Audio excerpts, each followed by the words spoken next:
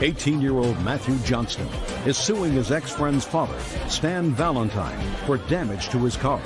Matthew says Stan's son, 18-year-old Josh, dented the hood when he jumped on it.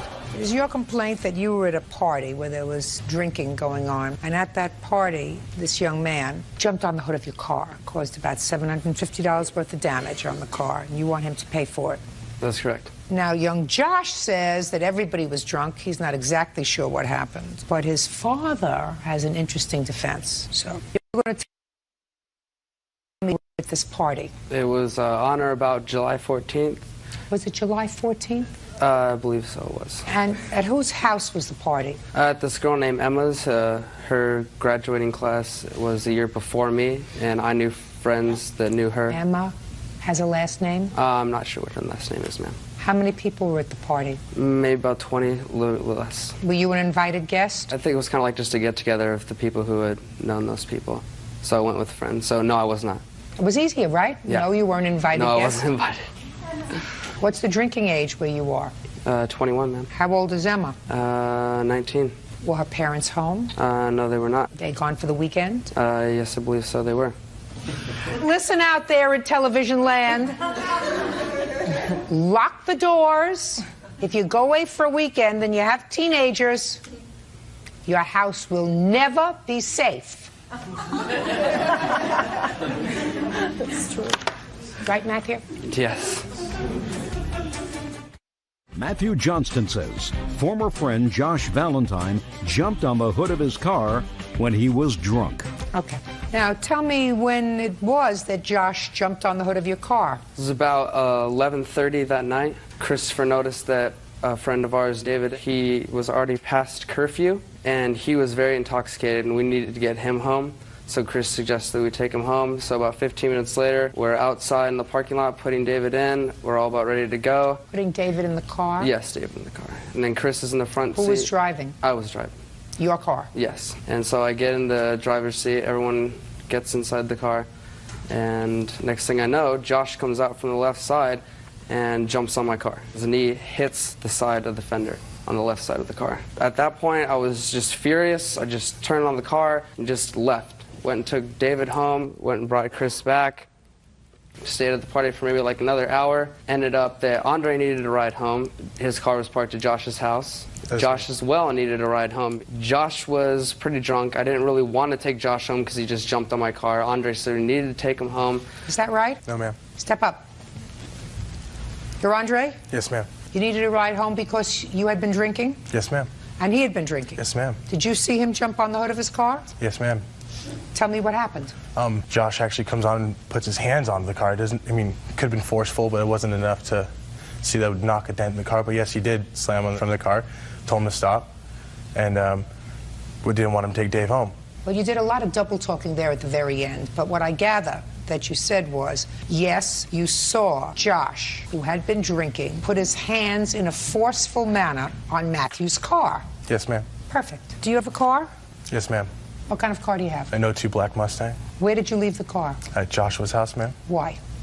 Because I wasn't going to drive that night. Because you were drinking. Yes, ma'am. Smart. So you're smart enough to know that you don't want to get into a car somebody driving who has been drinking. Yes, ma'am. Is that right? Yes, ma'am. Now, to drive you home. Yes, ma'am. Is that right? Yes. One must assume from the fact that you allowed Matthew to drive you home that you felt as if Matthew was in good enough shape to drive you home. Yes. Is that right? Yes. Perfect.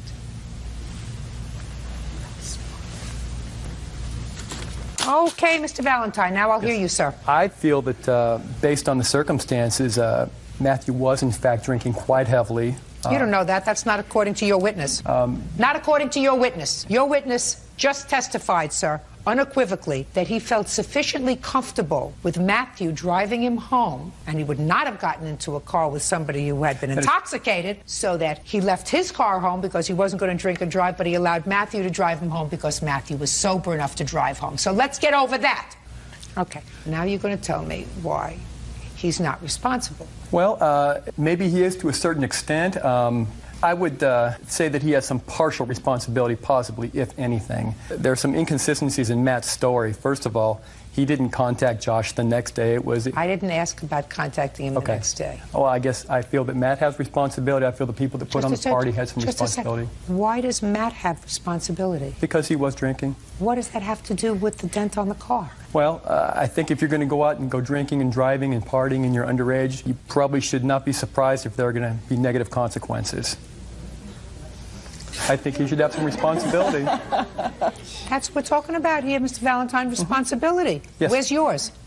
We have maybe some partial responsibility. Which part? Let me hear which part you think you have responsibility for. Maybe a third of it. That was what I felt was fair and reasonable. Well, there is a part of me, sir, that says that I think that you have the right, if you wish, to sue the people whose home this party was held at for inadequate supervision. Okay. If that's what you think you want to do. But you, caused damage to his car. Can I see an estimate for the car, please?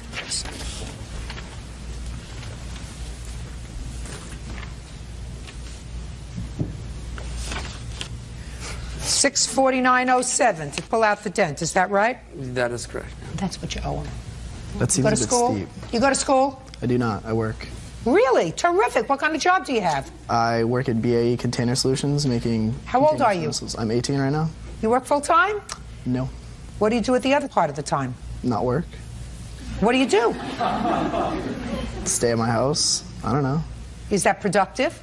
No, it's not. I can't have a full-time job yet. How about going to school? I choose not to. Well, do you mow the lawn, clean the house, build a garage? What do you do? I live in my own apartment with Andre and my other friend Justin. Who pays the bills? Me, Andre, and Justin. With a part-time job? Yeah, it's really cheap out there. Great. Okay, judgment for the plaintiff in the amount of $649.07. That's all. Thank you. Parties are excused. You may step out. Jonathan Pasquinelli says former live-in girlfriend Laura Weathers owes for rent and bills while he was deployed in Iraq. Bird, would you get the defendant a sweater, please, or have her go outside and get herself a sweater? Okay. She looks cold to me.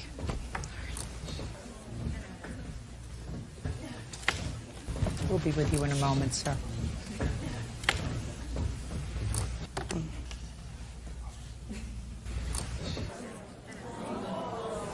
Oh, that's much better. Much, much better. Mr. Pasquinelli, according to your complaint, you and Miss Weathers lived together for a period of time. You rented an apartment together, you were splitting the bills. And then you were deployed to the Gulf. Yes. And it was your arrangement with the defendant that she was going to stay in the apartment, that you would continue to pay half the rent, and she would pay half the rent, and she would pay all the utilities since she was living in the apartment. Yes. You returned from the Gulf and found that she had not paid the rent, that the utilities were never paid, and according to you, she owes you a bundle of money. Yes. The defendant says that she only lived in the apartment for 5 months after you left, and you agreed to cover her rent because she was a little short, and in addition, she never received the utility bills. They went directly to your parents' house. That's your defense? Correct. All right. When did you move into the apartment together, Miss Withers? November. What was your financial agreement? That we would split the rent and the utilities while he was How much was away. your share of the rent? $675. Is that correct, sir? No, it's actually $575. And how long did you pay the $575? Up through January, February. Through January. When were you deployed to the Gulf, sir? January 17. Now, what about the utilities? Did you pay half of the utilities up until he went away? I did. Is that correct, sir? Yes, she did. Now, how did your agreement change, Miss Weathers, when he left for the Gulf and he was no longer living there?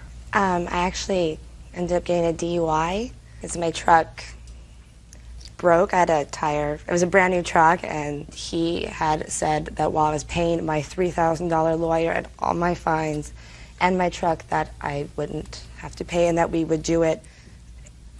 I would get it back just to look you at me. eventually. And what? That it was until I was able to. I could just pay what I could. Was there a full sentence there someplace that I didn't hear? I don't know how to break it down exactly. Try speaking in a full sentence, you know, with a beginning and a middle and an end and a start and a finish. I would just pay what I could when I could.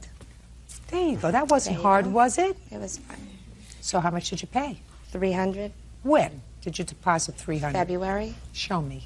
I know he has his bank statement he can prove. I even called his mother to get his bank information. Well, if you called his mother to get his bank information, that means that what you were doing is you were paying the entire rent out of his bank account. Is that right? Oh, before he left, he gave them checks in full. Really? Yes, Your Honor. How was she supposed to pay her half? I left her deposit slips from my bank account to deposit it directly into my checking account. So it was all taken out of your bank, and Yes. she never deposited any money. She says in February she deposited $300. I'm just curious. Do you have any indication of that? I don't, but I will deposit that money. So your agreement now, according to you, now that we got a full sentence, Ms. Withers, was that when you could, you would pay him back. That's correct. After the $300, when did you start paying him back? I didn't. Why? Because we were talking, and it was just pretty much that whenever I could pay it, I would, and at the time, I couldn't. So eventually, we would just come out in the end. I have an email. There's a sentence there. It's coming. There's a sentence there. I know it's coming. It's coming. I have an email. There's the sentence from him. I have an email. That's perfect. 4 words sounds just about right. So, just basically him saying that he knows that I can't pay it, and eventually we will get through it. Well, that's pretty much what you said. I don't know what was awesome. Something was awesome before we got to the rent. Oh, we did thousands of emails, so the headlines were a little wacky. Oh, I see. And he does indicate here, I know you are trying and doing what you can, and I know you'll get me when you can. So, what are you doing now, Miss Withers? Now I don't understand. What are you doing now? In regard to paying him back, In regard to your life, what are you doing? I'm an accountant. An accountant. That's a good thing. So you deal in numbers. Correct. And who do you work for?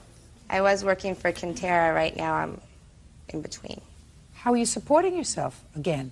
Well, unemployment. Who is this?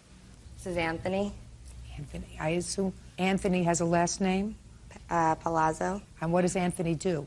He's also an accountant. He's my boyfriend. Do you live together? Correct. So now you're paying the bills. Yes. Not like that at all. This is... Just a second. Good for you. That's not the case. Don't make it look like that, because that's not the case. Looks like the case to me. Looks like he went overseas. I'm sure it wasn't easy over there, and he's expecting you to do the right thing. Instead of doing the right thing, you got yourself drunk. You had an accident with your car. It's not his fault that you had to pay $3,000 in lawyers and fines and everything else that you had to pay because of your own irresponsible behavior while he was away. And so my question is, when do you expect to start paying him back? He expected you to pay him back. Actually, before he did this, I had set it up where I would be paying him $300 a month. And he was okay with it. And the next thing I know, I'm getting this in the mail. Right after we had had a phone conversation, I had given him $100 just for that week because he had come back. What did she say when she gave you the $100? She didn't deliver it to me. Her boyfriend did. And what did he say? He didn't really say much. Stand up. Anthony, Yes. what did you say when you delivered the $100? I was just the carrier. I was just dropping it off, gave him All the right, 100. good. So you had a conversation with Miss Withers. Is that right? Correct. And what did Miss Withers tell you about the $100? She said that she owed him $100, drop it off after work. And on my way home from work, I just dropped it off, didn't have any conversation. Anthony, Yes. if my girlfriend with whom I was living, or my boyfriend with whom Yes. I was living, said to me, here, take $100 to my ex-boyfriend, I owe it to him, I would ask, what for? Unless you're a drone and just do No, I things knew as you're she told. owed him money. Okay. Now, But what did she you... couldn't Stop afford it, though. speaking. Okay. You knew she owed him money. Yes. Is that because she told you she owed him money? Yes. She owed him. She did not tell me exact amount. What did she tell him she owed the money for? She didn't tell me either. I just And knew. you didn't ask? I didn't ask. You are some inquisitive guy. Thanks. Thanks. You're only interested in the important things, right? That's correct. Oh, that's rude. I'm not going there.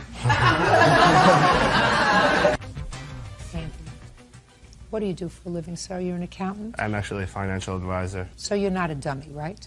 No, I am not. If my girlfriend said to me, I owe my ex-boyfriend money, you would say, what do you owe money for, honey? How much do you owe him? Did you have a payment schedule? What are you going to do? Those are the questions that a normal person would ask. Now, you, Anthony, look like a relatively normal person. Yeah. So don't play games with me, sir. Do we understand each other? We do. You don't want me to embarrass you, do you? No. Any more than I've done already? I'm capable of it, you know. Okay. Now, when did you have a discussion with her about how much and what she owed him the money for? We really never discussed how much she owed. I just knew that she owed him money, and that was it. I didn't really want to know how much. I didn't want to get involved because I didn't want to get in the middle between money because I know how people act around money, so. You didn't want to be responsible. Correct. Now, Anthony. Yes. That's smart. Thank you. Because if you say, how much do you owe, and she tells you, the temptation might be there to say, let me give it to you because I don't want you to have any connection with him anymore. Correct. So you didn't do that. I didn't want to know. And why didn't you want to know, Anthony? Because I didn't want to know how much it was. It could have been a lot, it could have been a little. I didn't want to know. Well, you said I didn't want to know 3 times, and so I'm asking you, why didn't you want to know? Weren't you curious? No. Weren't you a little curious, I was Anthony? Not at all. When were you deployed, sir? In January? January 17th. When did you get home? July 31st. So she was there ostensibly for 5 months, is that right? I don't know when she left. I don't care when she left. Me She was either. there for 5 months. Fine. That she owes you money for. And she owes you $2,875. Now, tell me about the utility bills. When I got home, I had a $617 gas and electric bill. Can I see it, please? What were you doing there? I wasn't even there. You're making wine? What were you doing? I have no idea. I Actually, wasn't. this is gas and electric also. And these are unopened. Just, I didn't know if... Can I see the unopened ones, Yes. please? This is actually cable, which I'm not allowed to have cable in San Diego anymore because the bill's Okay. not paid. You live at 9215? Yes, I do. Okay, and these were sent to 9215? Well, she paid you $300, so I'm deducting that from the $28.75, leaving $25.75. And here is a bill. Ooh, past due, date mailed, May 3rd. You would still be there, right? No, I moved out in the beginning, of May. I wasn't there. Well, this is mailed on May 3rd, so you owe $574.20. Cable. I tried disconnecting that because, number one, I'm not home. Number two, we have no computer, which we needed internet for. And because my name wasn't on it, I couldn't disconnect it. Why didn't you email him? Name's on the bill. Shh. Why didn't you email him and tell him? That's the time. Listen to me. Why didn't you email him and tell him to cancel it? I did. I had emailed Show me. him. Show me. I don't have that email. Anthony, Yes. where were you working in May? In May, I was working at Quintera. And where was she working? Quintera. Also. That's how I met him. So that's how you met, in May. When did she move in with you, Anthony? I would say In July. Jump! Didn't ask you. I June. asked him. beginning of June. So from May, whatever, when you moved out until you moved in with Anthony here, where were you living? I was just staying at friends as I was going back and forth because it was closer to my house. What house? Or not my house, but to my work. It was just easier because I lived pretty far from work.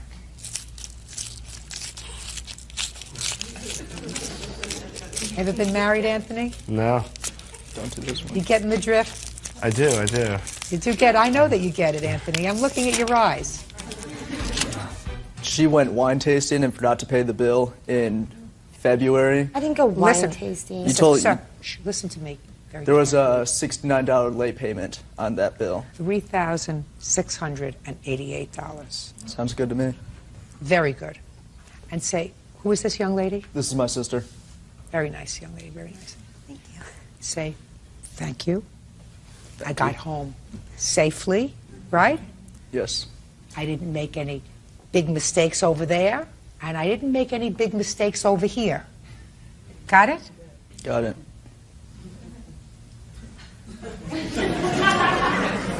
That's all. Thank you. Parties are excused. 16-year-old Camden McClure says his mother, Gay McClure, owes for the value of car parts and for closing his savings account. Why don't you sit down, young man?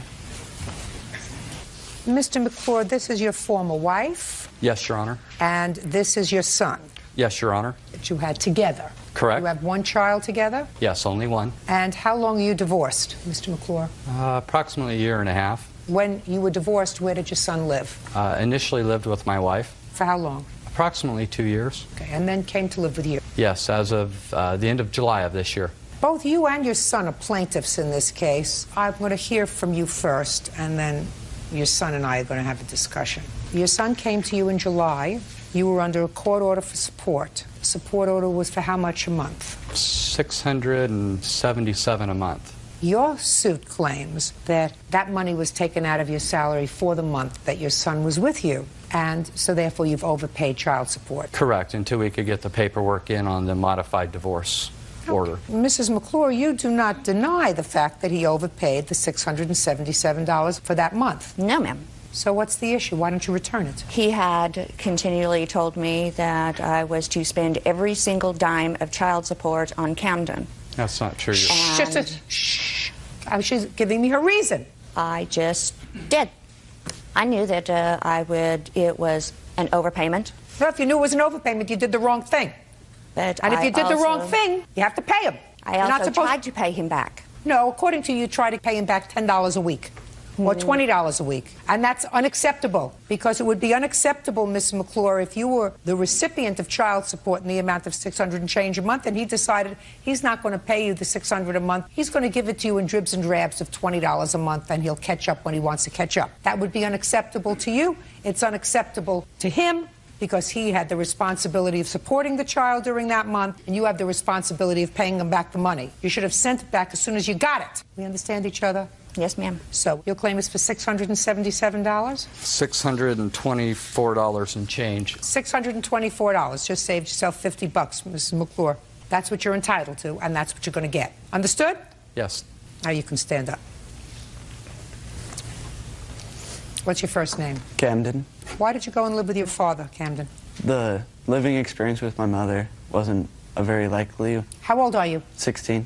So you lived with your mother for 16 years. You mean all of a sudden it became an unpleasant experience? Yes. In what regard, sir? I wanted to spend more time with my father, so I was wanting to go live with him. That's perfectly acceptable. Then when I informed her of it, progressively our relationship just got worse. Well, that's unfortunate. But your desire to go to live with your father, according to you, was just because you wanted to spend more time with your father. Is that right? Yes. You have a problem with that, Mrs. McClure? Only for the fact that several months before that, we had discussed him going to live with Brian, and he said that he did not want to under any circumstances, and he actually wanted me to promise to him that if Brian sued for custody, that I would not go along with it, I would go to court. Changed his mind.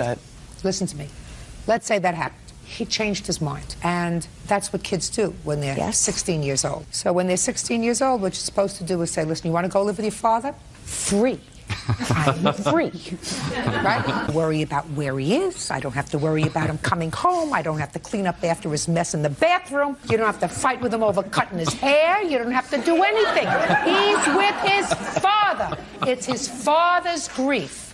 I mean, I understand this. I was in family court for a lot of years. You get hurt. You get a little wounded. It's a natural phenomenon that you get a little wounded. But, you know, what I'm telling you is, for the first time in your life, as an adult, you're going to be free.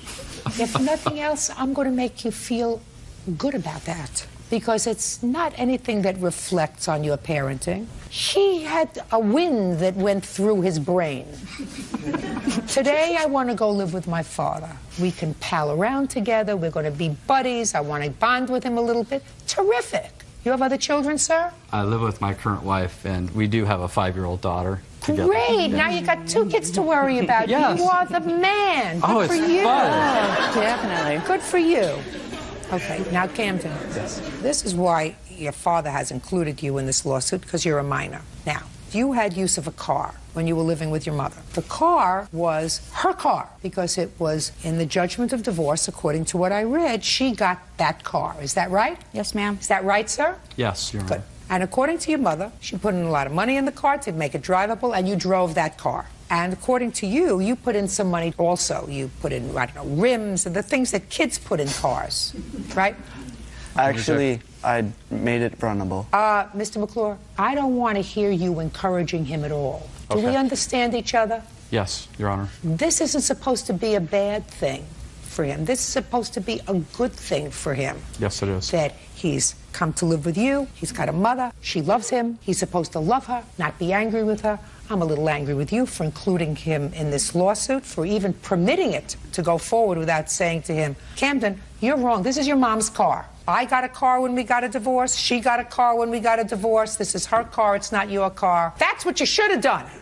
If I may, Your Honor. Yes? The car was purchased approximately when Camden was 12 years old, and everybody in the family was under the understanding... I don't care what the understanding was. You were living with your wife at the time? Correct. All right. Listen to me very carefully, sir. Now you're divorced, and in the judgment of divorce, she got the car. Did you take a car? I took a vehicle, yes, and she Good. received this vehicle. And if she got one car and you got another car, then what you do is you want your son to have a car, give him your car if he comes to live with you. Don't say to him, that was your car. Everybody understood it was going to be your car when you turned 16. That's correct, How many Your cars Honor. did you give her? 2 cars or 1? 2?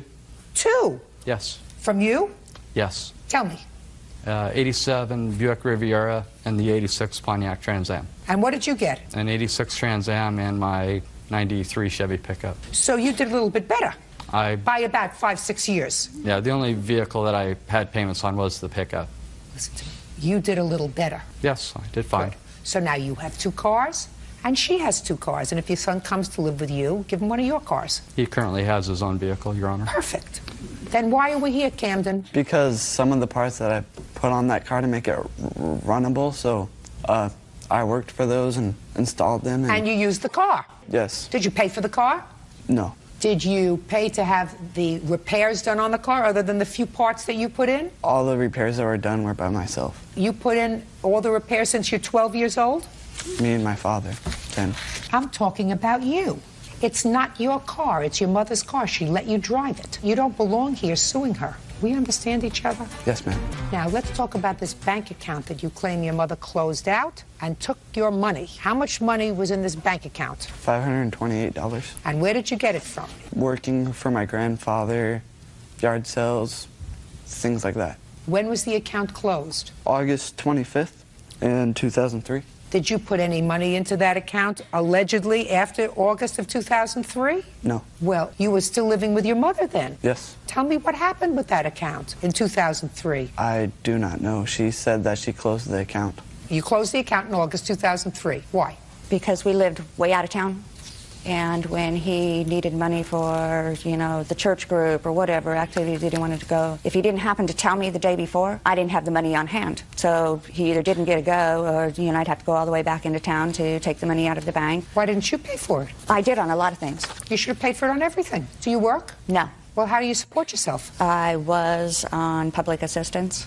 Did you know that your mother was receiving public assistance? Yes, ma'am. Were there things that you needed that you didn't have money for? A few things, nothing too important. Like what? Just daily necessities. Sometimes it was hard. So is it possible that this money got used up? Possibly. Did you know that your mother was going to the bank to take this money out in small amounts when you needed the money? Did she say, well, go to your bank account and take out the money? No, I didn't. You Yes, sure he about did. that? Yes, he did. And it was even under his suggestion, Mom, why don't you just close the account, have the money here at the house, so you don't have to worry about running all the way back into town and running back when he would want money for Did that something. sound familiar to you, Camden? No, ma'am. Okay. Camden says that he worked. Yes. And he put his money into that bank account. Yes, he did. I also put money in there that he did not, per se, work for, but yes. She didn't put any money that I didn't work for in there. Can I see the transactions from the savings account, please? Go back over there. Sorry, sir.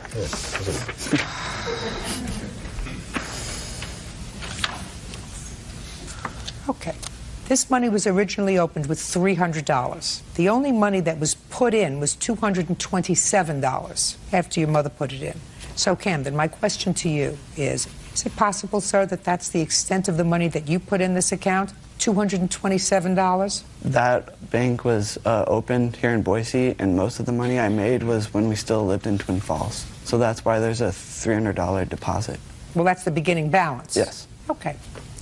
All right, Ms. McClure, let me tell you this. There's no question that this car is your car. I'm dismissing that part of your son's lawsuit that deals with that car. I do, however, think that he has a legitimate complaint with regard to the savings account that was in his name, where he put his money. This is his money. You are the custodian for his money, and you can't take it out and spend it unless you're prepared to show me exactly what you spent it on. I didn't necessarily spend it. Camden did. Lawsuit, sir, I am awarding you the $528.85 for the money that's in the account. I hope that that satisfies you. I want you to be a smart boy. Thank you. Just because you decided to live with your father doesn't mean that you don't have a mother anymore. I've already explained to her that she should be the second happiest person in this room today because she has a little bit of freedom, and she should use that to get herself together, to get a job, to start taking care of herself, which she clearly hasn't done in a very long time. That's her responsibility. She doesn't have any children at home. She doesn't have any reason why she can't get a job and work. I have one. Well, it's been a long time coming. It is time now for you to take care of yourself and nobody else to take care of you. You owe your former husband $624 and your son $528. Thank you. That's all. Helen Levi says her daughter's ex-boyfriend, Dion Burdette, crashed 2 of her cars. Helen says on the second occasion, Dion was driving drunk. What's your first name? Jennifer. Jennifer, this used to be your boyfriend? Yes. Your mother's complaint is that on 2 separate occasions involving 2 separate cars that she bought for you, you allowed Mr. Wonderful over here to drive the cars and he totaled them. Yes. The first incident, there was insurance, and there was a $500 deductible. Second instance, she bought you another car. You again allowed, what's your first name?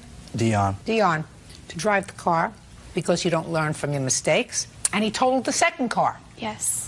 Then you decided you had enough. Yes, that's correct. When was the first accident, Dion? January 26th. Tell me about that. I asked her to leave me the car in case I needed to go. Were you living together? Yes. How long had you been living together?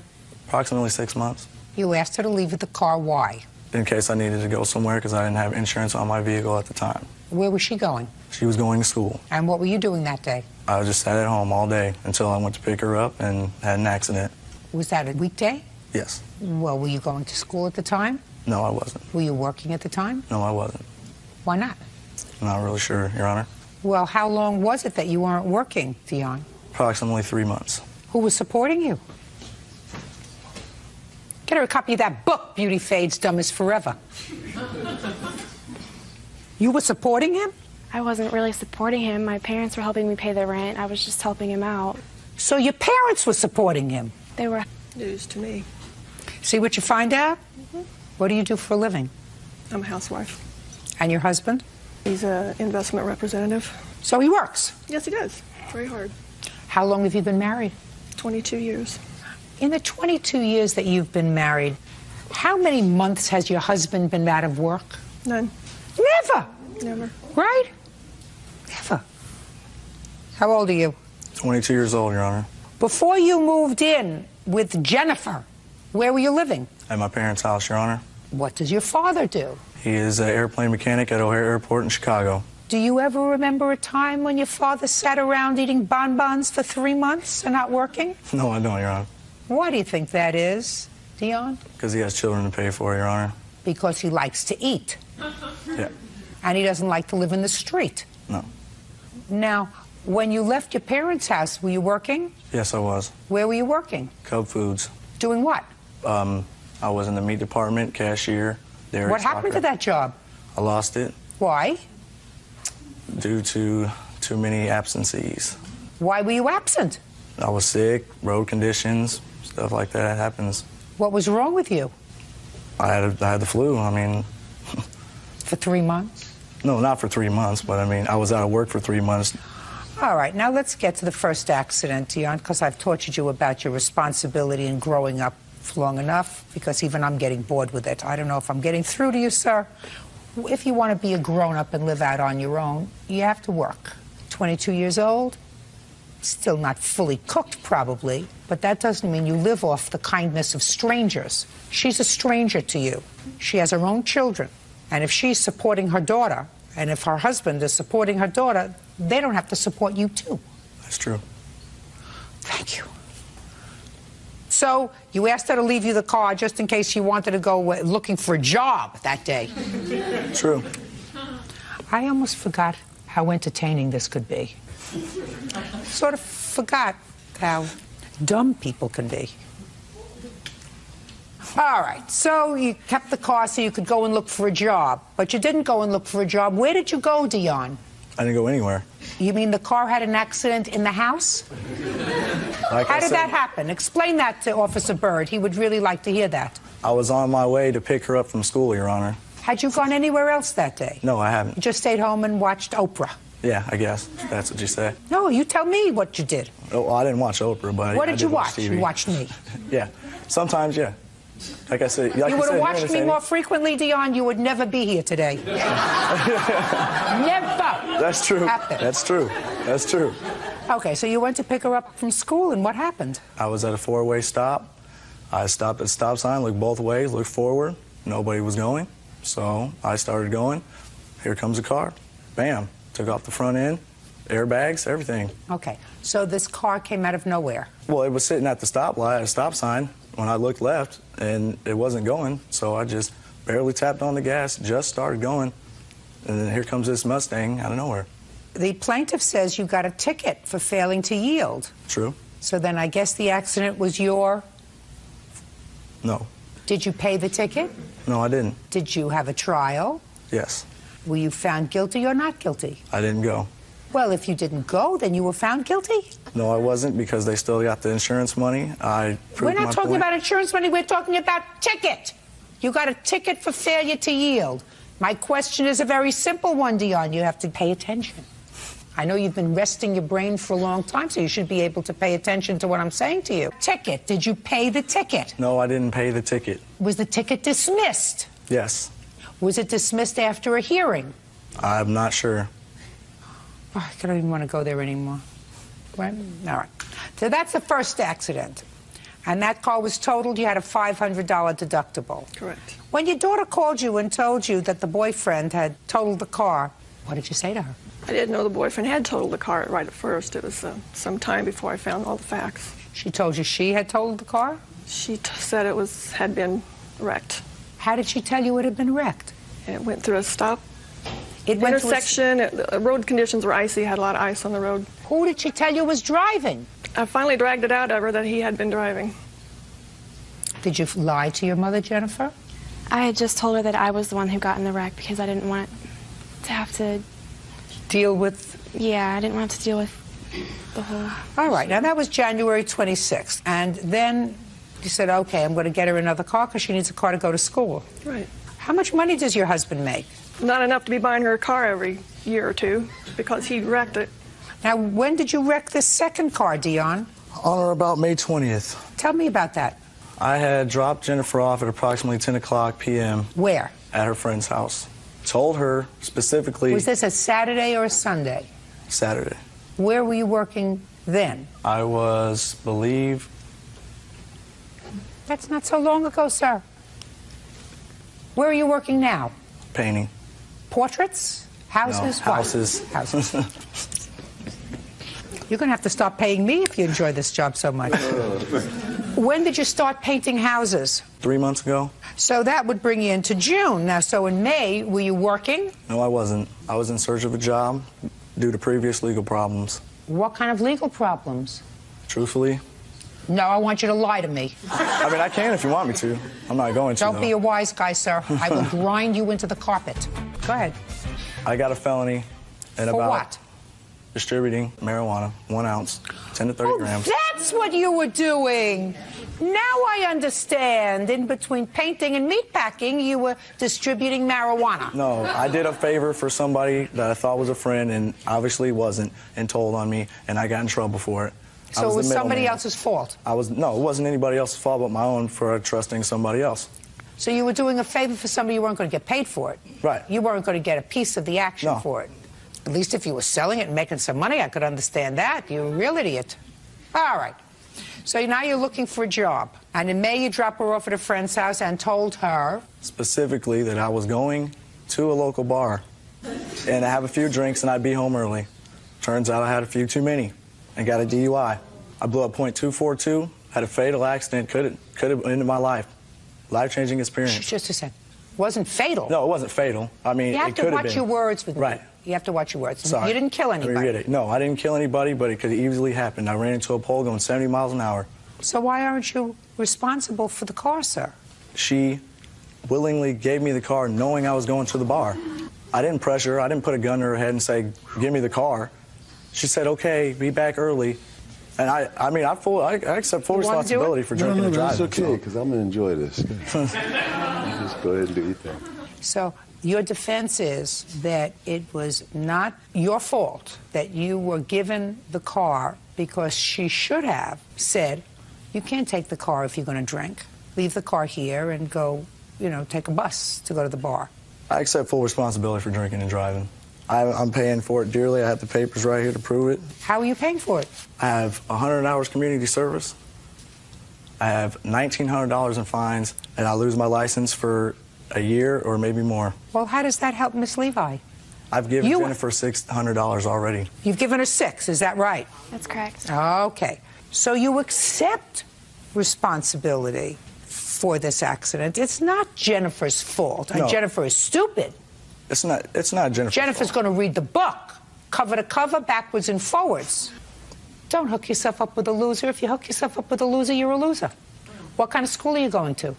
At the moment, I'm just working full-time. I'm trying to save money so I can go back to school. If you're going to school and moving forward and your family is trying to help you get there, you don't hook up with a loser who's unemployed. You don't hook up with was he arrested for this distributing marijuana while he was living with you? No, that was way before I met him. But you knew about it? I did find out about it eventually. Well, it seems to me Dion kept a lot of things from you. Judgment for the plaintiff in the amount of $3,400. Thank you. That's all. Lisa White is suing business owner Susan York for the cost to repair her vehicle. Lisa claims Susan's son, 8-year-old Dylan, hit it with a rock. Miss White, it is your complaint that Miss York's little boy, I assume this little boy, was throwing rocks in the street, and one of the rocks hit your car, causing some damage. That's correct. And you want his mother to pay for the damage. Miss York says she doesn't think her son was responsible for that. He was merely rolling rocks, although she wasn't there. She says that it was really your conduct that was outrageous on that day. So tell me when this happened. It was approximately 7 to 7:15 in the morning on May 12th. I was on my way to work. I was traveling down East Yacht Drive. Where is that?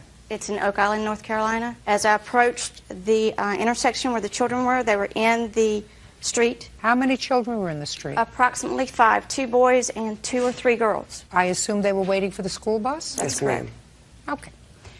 As I approached, I noticed that they were playing in the street, so I slowed down. They moved to the shoulder of the intersection. One little boy was throwing stones into the other empty lot across the street, and as I approached, Dylan threw a rock at my car, and I heard it hit. You saw him do that? Yes, ma'am. So you stopped your car, and what did you do? I got out, and I'm like, you, come here, what's your name? And I said, look at what you've done to my car. I said, where do you live? He said, down the street. I said, you get in my car, and I'm taking you to your mother to show her what you're doing at the bus stop. Well, he had extra stones in his other hand, and he threw those down. I said, no, you pick those up, you put them in my car, and we're going now. So he got into the car, and I took him straight to his mother's house. I told him to go upstairs and take the stones with him to show whoever was there. I didn't know which parent was home. I said, take those and show them what you've been throwing at my car, and send them downstairs to talk to me. And she came down to talk with me. And what did she say? Well, she asked him, did he do it, and why did you do that? I told you not to throw stones. I told her. What did he say? He's like, well, it was an accident. I'm like, no, it was not. I saw him do it. He said to his mother it was an accident. That's correct. Is that right? Yes, ma'am. Stand up next to your mother. Dylan, how could it be an accident if you were throwing the stones? I was rolling them across the road, and she was going like 70. Dylan, I don't want your nose to get long. I want you to tell me how it's an accident that stones that you were rolling on the ground hit somebody's car. I rolled it. It bounced up on another You rolled rock. it and it bounced up. A rock. It hit another rock and it bounced. That's a fib, Dylan. You're not supposed to fib anytime, especially not when you're in court, because that's a fib. If your mother doesn't know it's a fib, I know it's a fib. You and your friends were throwing rocks, right? Yes. And one of the rocks hit her car. Yes. See how easy that was? Yes. What your complaint is, Miss York, and one that I quite telling, is that Miss White exercised very poor judgment in putting your son into her car. This is correct. Because I don't think North Carolina is any different from any other place in this country. You don't take somebody else's child and put them in your car. That's very poor judgment, Miss White. I don't think there would have been anything wrong in you saying, if you live right down the street, you go right home, I'm going to follow you, so that you would know where he lived. But you don't take anybody else's child and put them in your car. Now, can I see a picture of the damage to your car? I do have a photo, but you cannot see the actual dents or chips in the car, in the paint. Well, it should just be one. No, there's actually several. I have a police report stating that the officer noted 6 chips areas. Well, he didn't chip it 6 times. He threw one rock. That's according to you. He had several stones in his other hand. I don't know how many stones actually hit. I don't know how many children were involved in throwing stones, but you said to me, I saw him throw a stone. I heard it hit my car. There's a difference in hearing 1 or hearing 6. Your Honor, may I say something? When she drove to my house, I saw one little dot, and then in return, it ended up being dents. I never saw a dent. She even herself said it probably won't be much. Well, what she's suing you for is $300. Yes, ma'am. Which isn't much. I think what your complaint is, quite frankly, despite the fact that I read your answer, and your answer gave me the same malarkey that he was rolling stones. Children don't roll stones. They throw stones at cars. And that's what he did, because that's what he just told me he did. Right, yes, ma'am. So you're responsible, because if you want to make sure that your son doesn't do that, and I assume he's done it before, right? Not that I'm aware of, no, ma'am. Never heard of him throwing rocks before? Not at cars. At anything? I mean, he's a little boy. I guess he does throw rocks, yes. Okay, well, if he's a little boy and he throws rocks, then you should be out there with him waiting for the school bus. Your Honor, I would like to say, when he came home from school, I had asked him what happened. And he admitted that he had been rolling rocks. Rolling rocks doesn't... Rolling rocks, throwing rocks, and one hit her car. And then he proceeded to show me how she forcefully put him in her car. I have a written statement for... I don't take statements from people. She had no right to put him in the car, take him in the car, ask him to get into the car, pick him up. Absolutely no right to do that. He wasn't injured. He went off to school that day. Did you go off to school that day? Yes. Did you have a good day in school that day? Yes. So he wasn't injured, emotionally or physically. But she did the wrong thing, and I've told her she did the wrong thing. So I read her the Riot Act. You still have to pay to have a car fixed. That's fine. Judgment for the plaintiff in the amount of $300. That's all. 26-year-old Sarah Blount is suing her former friend, Felicia Ale, for losing her backpack. Sarah claims Felicia gave the backpack to a stranger. Ms. Blount, you are suing the defendant for a backpack and its contents. Yes, Your Honor. Lots of expensive goodies in this backpack that you had left in her car. Yes. The defendant has a rather interesting defense, which I'm going to allow her to explain to Officer Byrd here, because he's going to be fascinated with the defense. How did you know each other? We're acquaintances, former co-workers. We've known each other for about a year, and we had both been at the same festival. What kind of festival was it? It was a music festival. When? It was the weekend ending on Sunday, June 26th. What were you doing there? I was working. I have a second job. I was working for the brewery there, and so I had been working every day and camping at night. And the defendant, what were you doing there? I was working for the promoter of the festival. I've worked for him for the past 3 years. I'm in charge of ticket sales, handling cash for the festival. Good. So you saw each other there during the weekend, and yes. According to what I read in your complaint, Ms. Blount, the defendant was going to give you a ride home. Yes, she had offered on the last day on Sunday. She said, "How are you getting home?" I said, "I'm not sure yet." I knew. Where do you live? We both live in Portland. maybe 45-minute drive from where the festival was held. Yes. Okay. So she said, how are you going to get home? Yes, and she said, I'll give you a ride home.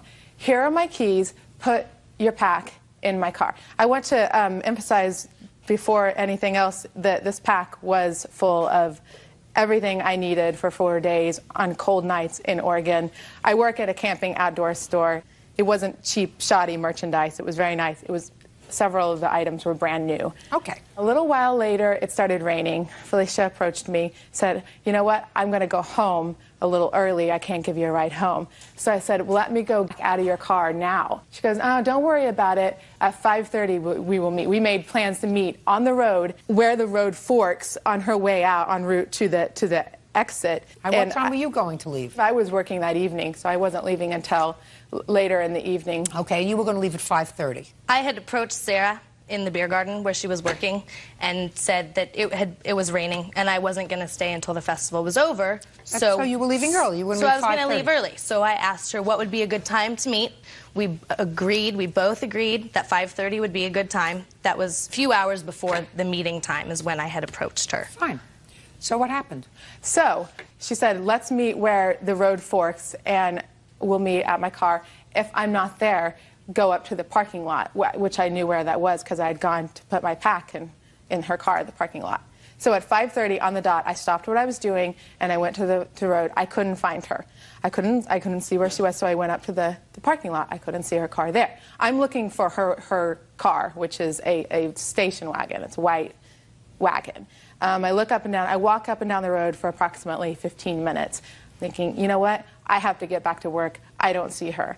So I go back to work. I had no cell phone at the time because it was in the pack, and nobody's cell phone had any reception at the point, so I couldn't get a hold of her immediately. So I waited until I'd got another ride later that evening, and I called her, I think, 2 times, and didn't hear any response until the following morning. Okay. What happened, Ms. Hale? I went to my car. I waited at my car till about 5:33 is when I got in my car. I got to the corner at 5:36 and waited for a few minutes, and I didn't see Sarah. So when I had gone to speak with her earlier at the beer garden, she had expressed to me that she needed her pack. So I didn't want to leave the festival with her backpack, knowing that she needed it.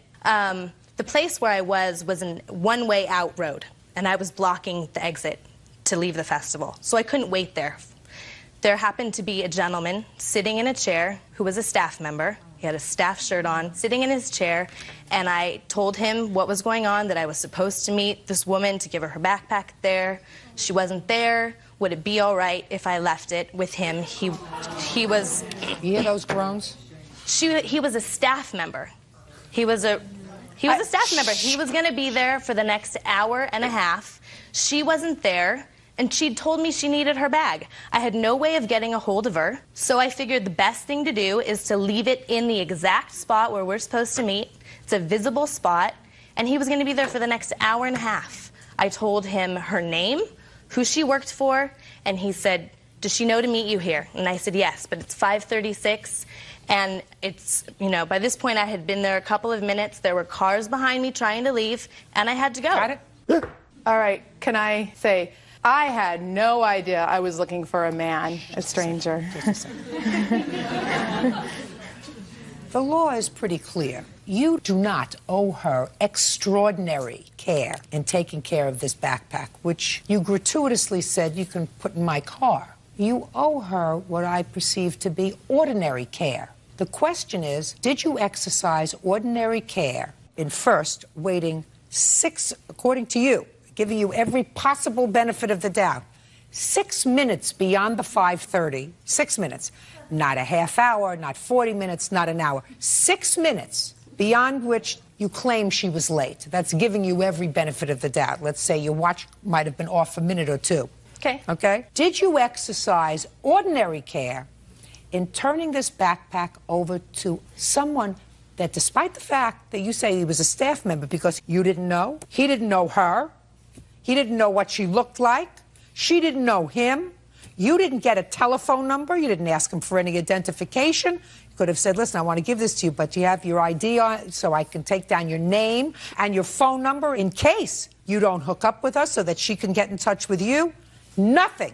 You take the backpack and you say, here, take it, give it to her. She's supposed to be at 5:30. She's not here at 5:30. It's no longer my responsibility. The law doesn't give you that right, Ms. Ale. The law says you have to exercise ordinary care.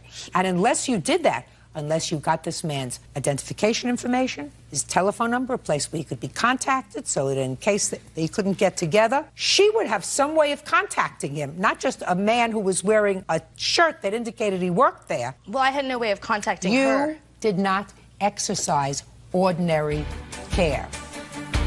You added up the things in the backpack? Yes. What did it come to? $978. Can I see the bills, please? Okay, I have receipts from my place of employment where Can I bought see them. it, please?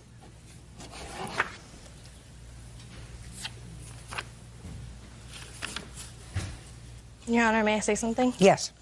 The previous place where we both worked, we had special deals that we were able to purchase from there. We sold a lot of high-end camping items. We also returned a lot of them as well, and were able to resell those items. Employees were able to go to those sales for employees only the night before they were open to the public and purchase those items for extremely discountable prices. I have claimed nothing just a sec from those purchases. So all that I want to say is that I don't know what was in the backpack. The backpack was put in my car. I took the backpack out of my car, but we were able to purchase items for an extremely discounted And that's rate. irrelevant in this case because... Well, just a second. Okay. It's not irrelevant if that's not what you paid for them. Exactly. Okay, and what you're testifying to under oath is that you paid $978 for these items. Is that what you're telling me? Yes, and I have receipts for the biggest ticket items. Judgment for the plaintiff in the amount of $978. That's all. Joanne Smithson claims her husband's cousin, Doris Smithson, attacked her, slamming her face into the dashboard of a car. Doris claims Joe troublemaker. Ms. Smithson, you and the defendant are related to each other through marriage. Is that right? That's correct. And it is your claim that the defendant assaulted you. You want her to be responsible for your medical bills and whatever pain and suffering you experienced as a result of an assault. You say that the plaintiff was disrespectful to your father-in-law? To my father. To your father. And that what ensued as a result of her being disrespectful was really no more than a scuffle and the plaintiff was not injured. That's Correct. your defense. You both live in the same town? Yes, ma'am. Yes, ma'am. And what town is this? Bethesda, Paytonsville, Maryland? Tennessee. And how long have you been a Smithson? 27 years. And you? All my life. It's my maiden name. Are there rich Smithsons and poor Smithsons? Yes, ma'am. That's what I gather from these papers. Yes, ma'am. Are you one of the rich Smithsons or Yes, one of the ma'am. poor Smithsons? I'm one of the richer Smithsons. And you? The poor Smithsons. No, I got it. But I gather that the rich Smithsons and the poor Smithsons don't get along too well. So I want you to tell me your first name. Doris Darnell Smithson. And your first name? Joanne. I'm going to ask if you would allow me to be a little less formal because, first of all, Smithson is a tongue twister. And second of all, I want to be able to differentiate between the two of you. So would you mind if I were a little less formal? Is that all right? All right, Doris, tell me what precipitated this problem. I want you to explain to me. Well, at the what happened. time, I really didn't know there was a problem. You know, there's always been harassment in the family ever since she's been in it, actually. But we've always got along with her because of my father's 92-year-old brother. Okay. Now, your father's brother Lives is with her her. father-in-law. Yes, ma'am. And it actually was me and her husband that actually had the argument. Okay. Just tell me what precipitated the argument. Okay, There was a sale of property. Yes, An estate sale. Estate sale. And it was the estate sale of your father-in-law who was selling off personal property. Yes, ma'am. Is that so far right?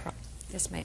Go ahead. Well, you know, I go up there in good nature. We talk good. I talked with Joanne. I talked with Sam Jr. about stuff that they still had to sell. And I asked them if they had any more of Mammy's stuff, you know, my grandmother's. And they said no. Then they were talking about a lamp that my father wanted. I have no idea about this oil lamp she's talking about. And I said, well, what kind of oil lamp is it he's wanting? And maybe I can get him one. And then Sam Jr. starts coming out discussing. Sam Jr. is her husband? Her husband. Okay. See, so this was really mine and Sam Jr.'s argument. Okay. You and her husband got into an argument. Me and her husband got in an argument. Over this missing oil lamp. Yeah. Keep going. Okay. So he starts just fussing and just really getting mad, and I'm just calm. I'm like, well, okay, that's fine. You know, you've always been the greedy one in the family, and he always has. He's always been different from all of us. What day was this, Doris? Our fight was April the 16th, so it was the Saturday before that. It was the 10th. 10th of April. That was a week before this altercation Yes, that you ma'am. had with Joanne. Yes, ma'am. Go You know, ahead. so I left, and when I get home, he had called and said that my father went to their cell and left his lounge chairs. Him and my mother left their lounge chairs there. Did they purchase these chairs? No, it was their chairs that they gave took them to sit in at the auction. So the next day, my father goes up there to get these chairs, and she clobbers him, just literally clobbers him. Okay, would you step up, please, sir? Your last name is? Smithson. Mr. Smithson, tell me what happened when you went to get your chairs. When we didn't get the chair, it was on a Sunday. So I called Joanne and I asked, I said, we left 2 chairs up there. Did somebody get them or they're still out? She said, they're sitting out there in front of the barn. So I said, I'll be up there in the morning, which had been Monday morning, so I'll be up there around 9:30 or 10 to get them. She said, that'd be fine. So about 9:30, I went up there. I stopped right in front of the trailer at the parking place. And when I got out, my brother was sitting on the porch. And she come out, and that's when she started shaking her finger at me, cussing. And my brother got up. What did she say to you? She called me SB's, MF, you name it, she called it. But she had locked his chairs up in her trunk and wasn't going to let him have them. Listen to me. You tell Darnell. You listen to me. You weren't listening to me. Doris, you weren't there. And your father is doing just fine. But finally, she come off my porch, and I said, Joanne, where my chair at? She said, well, you gonna listen to me first. I said, no, I didn't come up here to argue with you. I said, I come get my chairs. So finally, she got the chairs out of the car and rammed them up again and said, hey, these chairs. She said, let me tell you some others. We got the lamp, but the only way you get it be busted over your D head. And she said they're married, but Sam Jr. tell everybody they ain't married. So I don't know. Well, that's not for me to figure out right now. Yeah. Thank you, Mr. Smithson. Thank you, may Your have Honor. a seat. What did you yell at him about? I did. Joanne, yes, you did. You did. I know you did. You know I know you did? Because I can tell when people are telling me the truth, and he's told me the truth. What were you yelling at him about? I didn't yell at him, Your Honor. He came up to the front porch. That's when I went outside. And then I said, I've got something I need to talk to you about. And I said, I don't want to hear any more about this oil lamp. Did you put the chairs in the trunk of your car? Yes, I did. Why? Because I was afraid that with these type of people we're dealing with, they could have said we stole them or anything. Listen, do you understand what I mean when I say to you that I can tell when people are lying to me, Miss Smithson? Yes, ma'am. Okay. You can tell by their body English, you can tell by their hesitation, you can tell by their shifting, you can tell. I can tell. That's my job. I've been doing it for 35 years. So I can tell that you just made up a story. You were terribly disrespectful to him. There was no reason for you to put his chairs in the trunk of your car. Absolutely none. Now who are you? Amber. You're the one with the oil lamp. No. Where is the oil lamp? Well, the oil lamp that they're talking about, I have no idea what oil lamp they're talking about. Well, let's say any oil lamp, Amber. Let's start with any oil lamp, and I want you to be very clear on this, my dear. Okay. I can tell when your mother's lying, and I can tell when you're lying. Well. So, let's get to this. Do you live at home? No, I don't. You live in your own place? Yes, I do. Do you have an oil lamp in your No, place? I don't. Any oil lamp? No, I have no. Have you ever seen an oil lamp in your mother and father's house? I've seen several oil lamps. How many? 10, 12, maybe. Okay. Do you know of any ones that you've seen in your mother and father's home that belonged to your grandmother? I wouldn't know if it belonged to her or not. So what you're telling me is you know nothing about the oil lamp. All right. Now you can have a seat. You're very lucky. Where's his oil lamp? This oil lamp does not exist. Fine. Now, I've already made a decision that you behaved badly with Mr. Smithson. That does not excuse an assault if one took place, Doris. You have to understand that. So now, Joanne, I want you to tell me what happened on the 16th of April when you were getting some gas. Okay. My husband and I went to a local market, Bethesda Market. I was sitting in my car, seatbelt on. My husband went inside to get us a cold drink because we was on our way to the flea market. Darnell comes behind my car and opens up the door. The passenger door? Yes. And I looked up, and it was Darnell. And after that, I don't remember the hit. There's several things I remember, some things I don't remember. Do you have photographs of your injuries? I have a diagram, photograph from the emergency room. The answer is you do not have photographs. No. You have medical records. Right. Good, I'll see the medical records.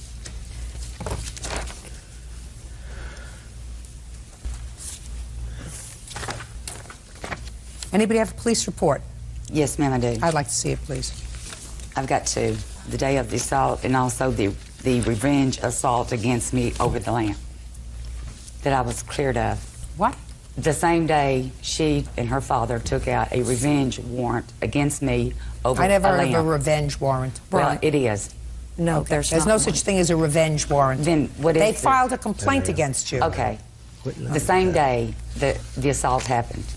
Well, there is absolutely no issue as to whether you were assaulted or not. You were, in fact, assaulted. Also, I was... Shh. Okay.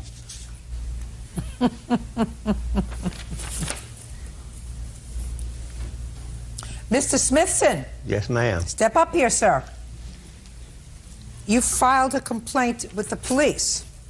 I did not. Well, your daughter did. And the most important thing is that when the police officer questioned you, you told the police as follows, because this is in the police officer's own language. Mr. Smithson, that's you, said that when he returned home, that he told his daughter Darnell about Joanne's actions and abusive language and remarks that were directed towards him, that you told your daughter. According to Mr. Smithson, Darnell said that when next she saw Joanne, that she would whoop her. And from his testimony, she did. Did your daughter say that to you? I didn't even see my daughter that day, Your Honor. Listen to me. Whether it was that day or the next day, you told the police. You wouldn't have lied to the police, would you, Mr. Smithson? No, I would not. Either you told the police that she was going to whoop Joanne, or the police officer is lying. Which one do you think it is? I'm not going to say the officer's lying, no. Good. I'm glad you wouldn't say that, Mr. Smithson. Sit down now. Okay. Now I'm going to hear you, Doris, because you see. Yes, ma'am. I know when people are lying, like Joanne here. Yes. But I can read medical records, and I know she was assaulted. But not $4,000 worth. I have one. I want to tell you here. something. Not $4,000 worth. How much do you think it's worth when somebody hits you in the face? Well, I really never hit her. Yes, you did. All I did was just, she come out of her car. Nobody seen me hit her. I didn't ask whether I anybody... was I saw the walking out of there. Listen to me. I saw the medical records. She was hit in the face. Okay.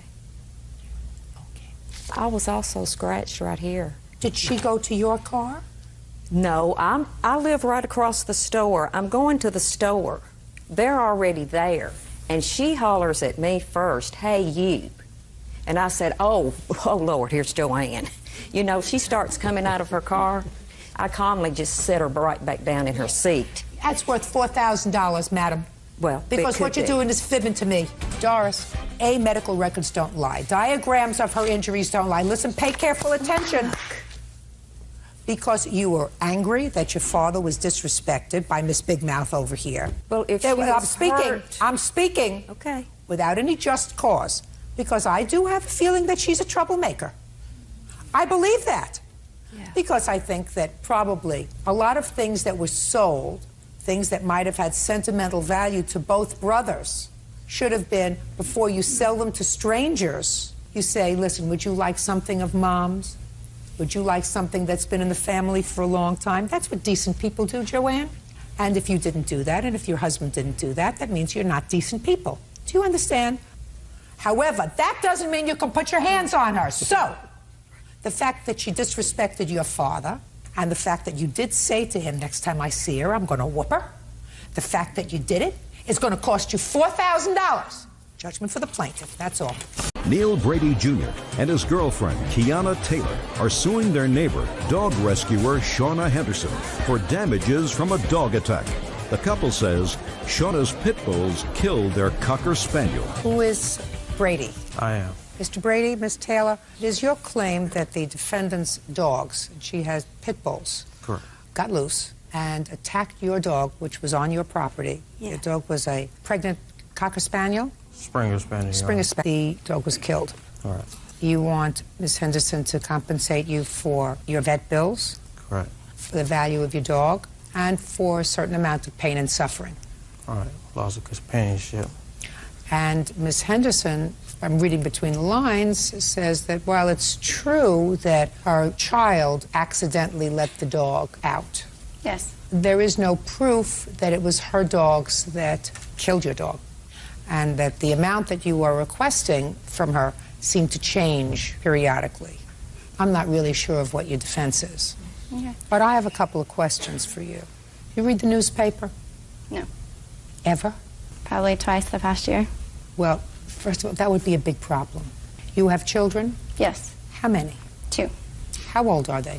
They're 2 and 3.5. Who takes care of them while you're away? Their father, my husband. You live together? Yes. Who works? We both do. When you're working, who takes care of the children? We don't work at the same time. How many pit bulls do you have? They're actually not pit bulls. What are they? They're American Bulldog mixes. This is their license paper showing that they're You not. have pictures of them? Yes. I'd like to see them. Are they pit bull mix? They're mixes. They're American Bulldog mixes, Your Honor. Well, they both have a lot of pit bull in them. They're mixes. Did you hear what I said? Yes. All right. So, if you read the newspaper, the reason I'm asking you this question is, I would have said to you, you appear to be an intelligent woman. I'm not certain that you're an intelligent woman. But just yesterday, a woman who had a dog, pit bull, that she raised from a puppy, for no reason, turned on her. For no reason. And chewed off half of her face. Now, that's not the first time that that's happened with this breed of dog, and I'm not condemning this breed of dog. I don't know. I've never owned this breed of dog. I'm just talking from a layperson's perspective. So if I were the mother of 2 children, and you know that certain breeds of dog, very large ones, especially ones with the jaw configuration of a pit bull, because once a pit bull grabs hold, because of the way their jaw is configured, I gather, and I've had a lot of pit bull cases, once they grab hold, you can't get them unhooked. Very hard to get them unhooked. Right. So they cause more damage than your standard fair dog if they turn on you. That be a fair statement, Miss Henderson? Sure. I wouldn't know why the mother of 2 babies would keep a dog that had that potential if they decided to turn. If a 2-year-old, for some reason, took a stick and poked the dog with the stick so that the dog turned on them, which a 2-year-old can do. Listen, I have little tiny dogs, and I have grandchildren. And I watch those dogs around those grandchildren because the grandchildren can go over, not in, poke them in the eye, you pull the fur. And that's the way a dog responds. Dog turns around and gives a nip. Well, there's a difference in a little dog giving your kid a nip and a dog that grabs onto your face and rips it apart. Tell me what happened with your dog. One evening we were in the house and we heard some screaming outside. I wasn't quite sure what it was until a neighbor knocked on the door and let me know my dog was attacked. Were you the neighbor? Yes. Could you step up, please? Tell me your name. Michael Palmieri. Mr. Palmieri, you are a neighbor of the Brady Taylor family? Yes, I am. Tell me what you saw on what date? I don't remember the exact date, You Your remember the Honor. date? It was September 6th. September 6th? Yes, it was. Go ahead. Absolutely. I heard some commotion upstairs. My wife was screaming hysterically and my son, and I called up. I said, "What's going on?" And she said, "Pit bull attack." And I just ran out with my boxers on. I had nothing else on. I have a small child. Other neighbors have small children.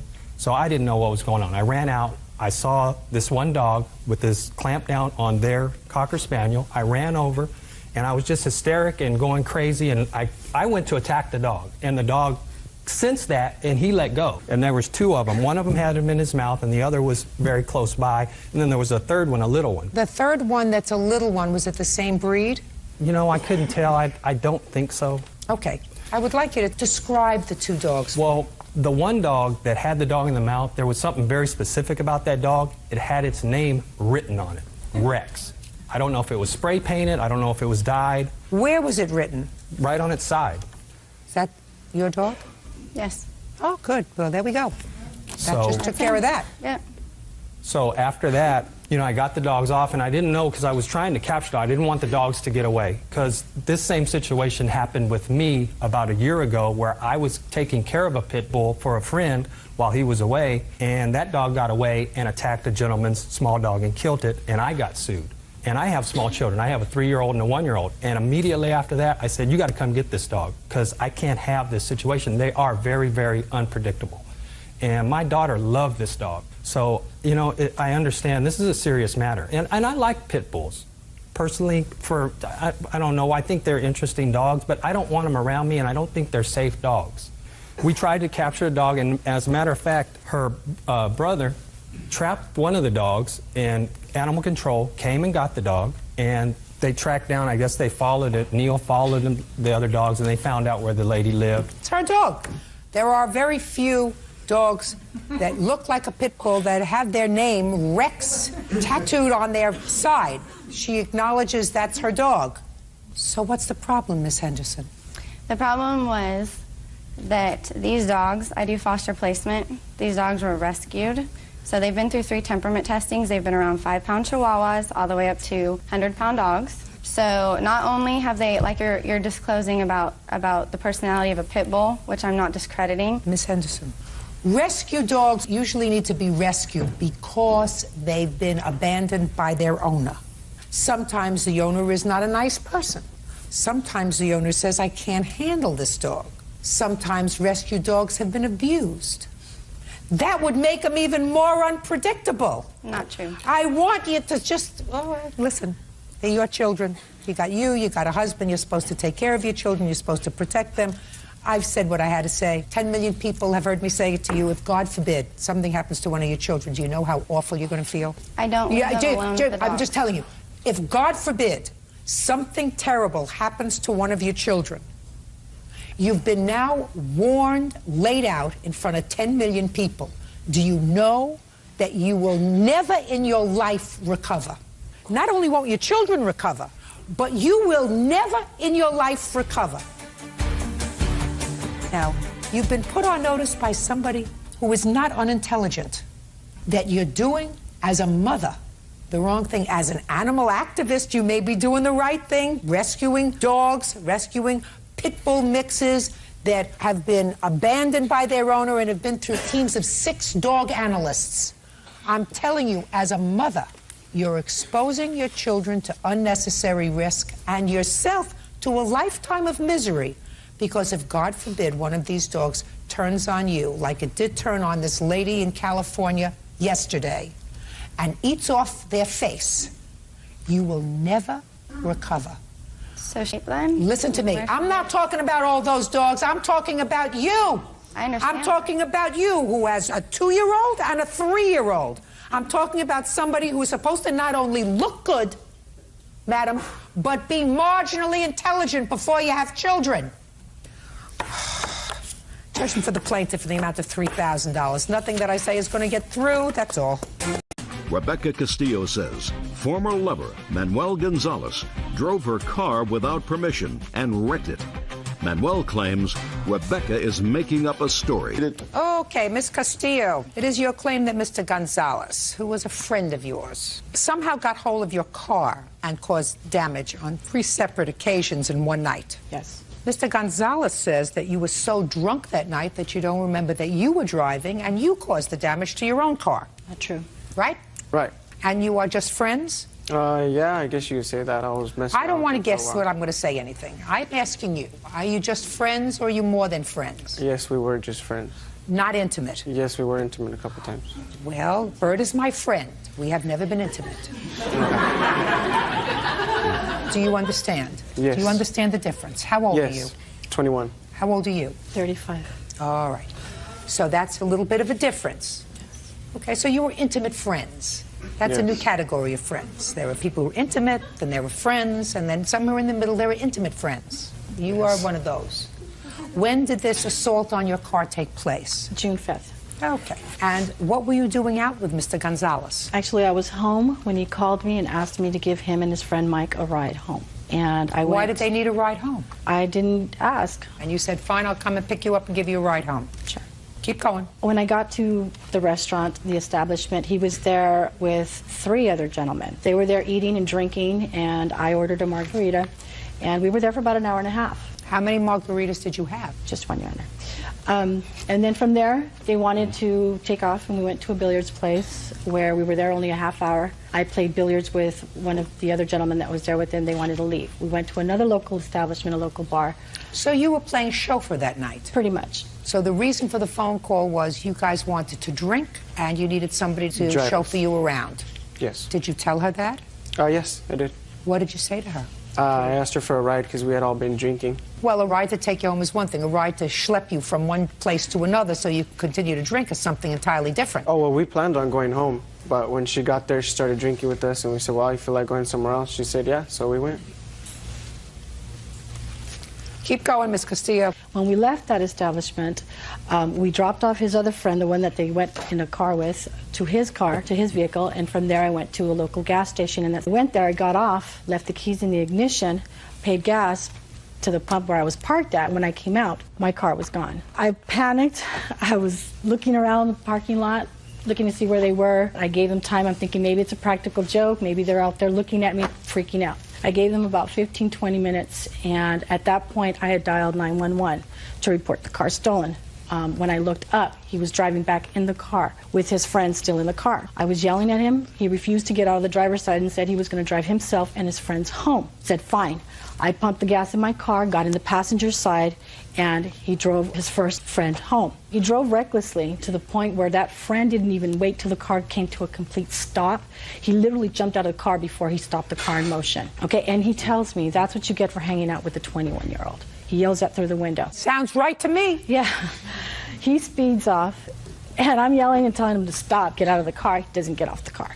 Drives down a road where there's construction on both sides of the road. There's bolted cones with concrete dividers on both sides of the road. He's driving recklessly. He's hitting these cones. I counted 8. When I seen him headed towards the concrete divider, I literally had to put my hand on the steering wheel to avoid a real major crash. When I did that, he still didn't stop. He had all green lights for whatever reason. We drove to his house. We go into his house. I told him I wanted some resolve. I wanted something in writing.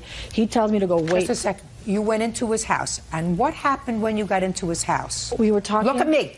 Now here, you see, I can tell when somebody is not giving me the accurate story. So don't start embellishing now what you think you want to tell me. What happened when you went into his house? We talked. I told him I wanted... What did you say to him? I told him I wanted something in writing. I asked him, how are we going to handle the situation? What situation?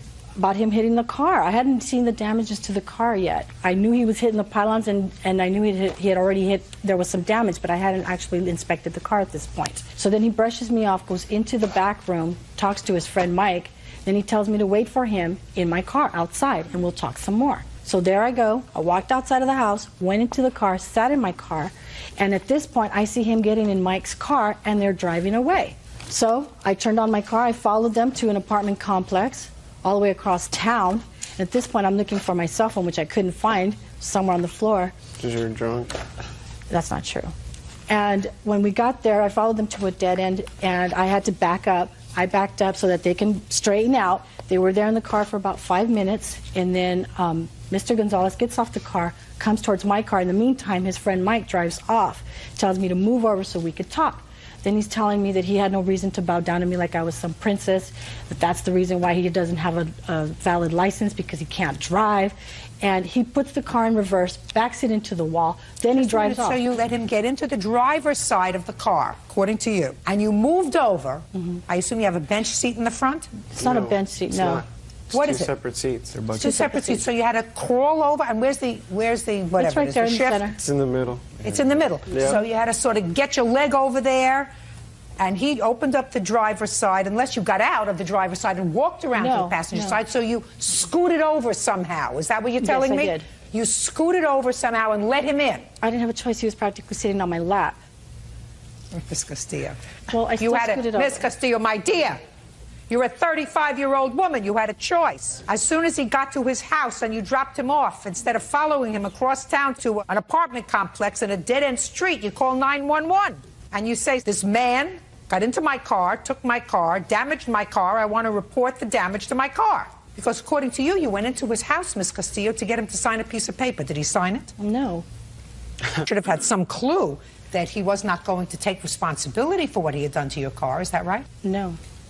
You thought he was going to take responsibility, and that's why he got into Mike's car Well, and no, that's drove why away? I followed him, because I didn't know if he was going to drop him off somewhere and disappear. But when I tried to look for my cell phone, I couldn't find it. It wasn't on in my purse. All right, Mr. Gonzalez, go. My turn? That's why I'm looking at you. Yeah, after we left the first establishment, we went to another bar. We did have about 3 pictures. When we left, she asked me to drive because she had been drinking. I said, no, there's no way I'm going to drive. I have a DUI. I'll pick up another one, and I'm in trouble. I don't want you to speak. So I told her no. She asked everybody to drive, actually, but she pestered me about it. I didn't drive. When we went to the gas station, nobody took her car. She came back, put gas. We dropped off my friend. We dropped off another friend, went to our house. She followed me inside, and we were there for about 2 hours. And she didn't ask me What were you doing it for the 2 hours in your house? We were playing intimate friendship. And after that... You're a fast learner. Yeah. Keep going. Then after that, I told her to leave because we had to drop off one of my buddy Mike's girlfriend that had just got there. And I didn't want to see her anymore. And she got upset and was telling me things about me and her. And I told her, I'm not with you. I don't want to be with you. I don't want to have nothing to do with you. This is after you played intimate friendship? Yes. Of course.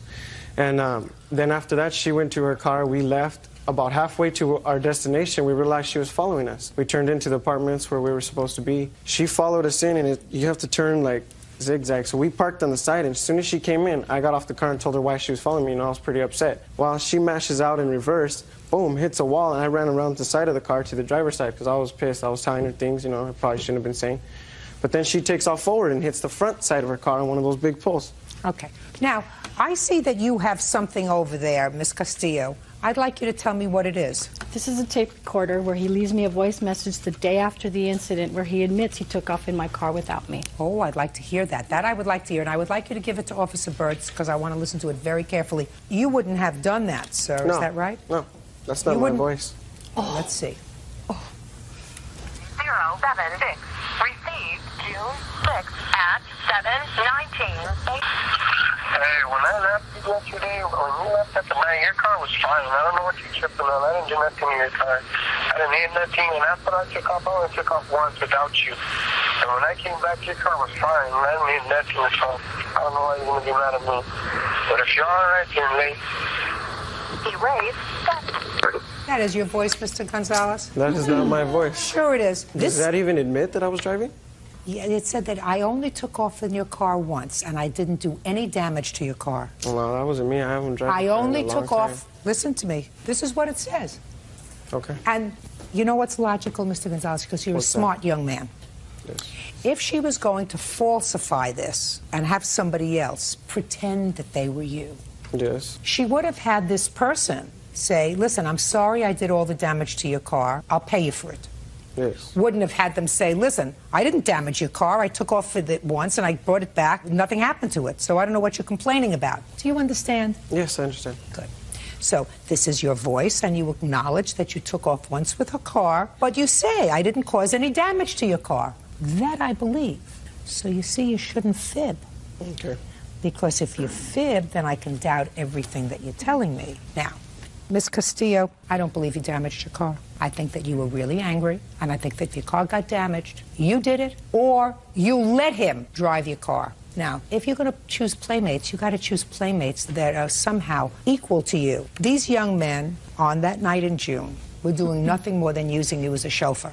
I am not comfortable enough with your story to find that Mr. Gonzalez, as outrageous as his behavior might be, and however morally reprehensible his behavior might be, is responsible for the damage to your car, Ms. Castillo. So your complaint is dismissed. That's all. Thank you. Tracy and Steve Thompson are suing Tracy's son, 22-year-old Terry Frost, for a loan to buy a motorcycle, bail money, and impound fees. Mr. and Mrs. Thompson, this young man is your son? Correct, my son. Your stepson? Yes, ma'am. I gather you feel he's been a little bit irresponsible. A lot, yes. You co-signed for a motorcycle for him a couple of years ago. Correct. He stopped making payments on the motorcycle. Correct. You took it into your custody. You have the motorcycle. Correct. It was going to be repoed. So you made all the payments on it so far? Correct. When the bank called in regards to being repoed, our credit would be, in bad jeopardy? order. Exactly. And so I asked TJ, why aren't you making payments? So then he said at tax time he'd be able to make up what I've already paid and take over payments at that time. But he didn't? Correct. Oh, so now you took a motorcycle back over a year ago? 04, correct. It's been sitting in my backyard. Okay. Who has the title to it? I actually got the title. I got it last month. It's actually in his Great. name. Great. I have pictures of the bike, too, if you'd like to see it. I assume you... No, he actually didn't. He laid it down, and then it's like all dismantled, and apparently he blew out second gear. I don't know what all damages to it, but... Okay. Have him sign this over to them, please.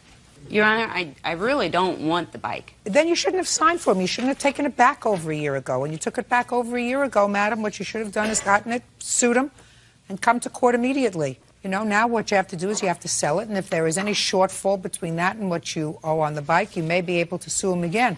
But right now, you have to take the bike and you have to sell it. Now let's talk about the bail. You bailed him out again over a year ago. Yes. Tell me how that came about. He called one night. He had gotten a DUI, and I went down the next morning and bailed him out of jail. When was that? Late of 03. In 2003? Yes. So 2 years ago. Yes. When did you co-sign for this bike? In 2002. And what was he driving in when he had a DUI? Another car of his. Did you call them? Yes. Did you tell them you were going to pay him back for the bail? I just asked them to bail me out of jail. And they did? Yeah. Were you working? No. How'd you expect them to pay you back? Whenever he got a job. There are loans, and then there are what we call great expectations. I would assume that when he called you and said, I'm in jail, come and get me out, you said, I'll be right down. Right? Not quite, but What did you say to him? I reluctantly went down. Right. Because you love her. No, actually, I was not going to bail him out because that was Oh, his that would have second been very time smart. out. I wouldn't have bailed him out. Well, and then he Maybe- felt sorry for him. And this then was he in bailed him out. 2003. How old are your children? 2 and 8 months. Oh, at least he might not have had one. He makes a lot of bad choices. Correct. Isn't that right, sir? I guess, yeah. What do you mean you guess? How old are you? 22. You're 22 and you have 2 children. Yep. And how old is the mother of these children? 21. And where does she live? With her mom. And where do you live? With my aunt. That sounds like a wonderful family. Now, you hesitated for a moment, Mr. Frost, when I said you've made some bad choices. Let me explain to you what you've done. In your short period of time, you've probably screwed up their credit. Are they rich people? No. Well, you stuck them with a motorcycle loan, right? Right. You stuck them with your bail, right? You stuck perfect strangers with taking care of 2 babies. That's your girlfriend's parents that she's living with, Mm-hmm. right? Because I guarantee you at their stage in life, they didn't anticipate taking care of 2 infants. Because not only did you make 1 mistake, but you couldn't keep your thing in your pants long enough not to make 2 mistakes. And you say to me, you have a question as to whether or not you made mistakes? Yeah. You have a question? No. So you could have avoided the whole thing by saying, I was a dumb kid. Okay. Dumb kids make dumb kid mistakes. They don't make babies. Right. Not 2. What do you work for now? That's not a question that requires a lot of thought. You have 2 babies. For Thompson Tile Maintenance. You work full-time or part-time? Part-time, and I go to school full-time. Where do you go to school full-time? Davenport University. What kind of school? I'm going for medical. You want to be a doctor. Not a doctor. A nurse. Do you see your grandchildren? I do now. There was a period that with this loan, I didn't see him for about 7 months or something like that. And then he had his second baby, and I ended up going to the hospital and seeing the baby. And, you know, he has since told me, you know, him and his fiance are paying off her parents some money. And I think he owes me this money for this bike. I want him to pay me for this bike because I didn't want the bike I think that morally he should do that. Yes. I just told you the legal result of what's going to happen here today. Right. If your son chooses to take the moral high road, that's up to him. You paying the maternal grandparents of your children some money? I'm not. My fiance is. For what? I don't know, whatever they loaned her. What do you spend your money on? He gives it to her. Shh. Well, that's good. Right. No, I agree. That's She's good. a That's blessing. fine. She's a blessing. That's fine. Somebody's got to support these babies. She's a blessing. She keeps things straight. So you give her money? Yeah. How much? My whole check. And what do you give to your aunt? Nothing. Mr. and Mrs. Thompson, put a lock on your checkbook. Right. Yes, Done ma'am. did. Good. Goodbye. Russell White is suing his neighbor, Adalberto Flores, for the cost to fix his car. Russell says Adalberto's daughters wrote on the vehicle with chalk. Mr. Flores, we thought it best that your 4-year-old little girl, who was the subject of this case, was here to me to be a little bit upset about being here. I don't think it's necessary for her to be here. If it is, I'll have to see her in chambers. Clear? Yeah. All right. Mr. White, you and Mr. Flores are neighbors, Yes. and your children played together for some period of time until recently. Yes, Your Honor. It is your claim that Mr. Flores is responsible for some damage that his daughters did to your car. Yes. You fixed the car, and you really want Mr. Flores to pay your insurance deductible, which is $500. Yes, Your Honor. And Mr. Flores says that there's no evidence that his girls caused any damage to your car. Yes, Your Honor. Who caused the damage to your car and when, Mr. White? Well, on October the 13th, I was working 3 to 11. When I came home that evening, I noticed some damage on my car. You have photographs of it? Yes, I do. I'd like to see it, please.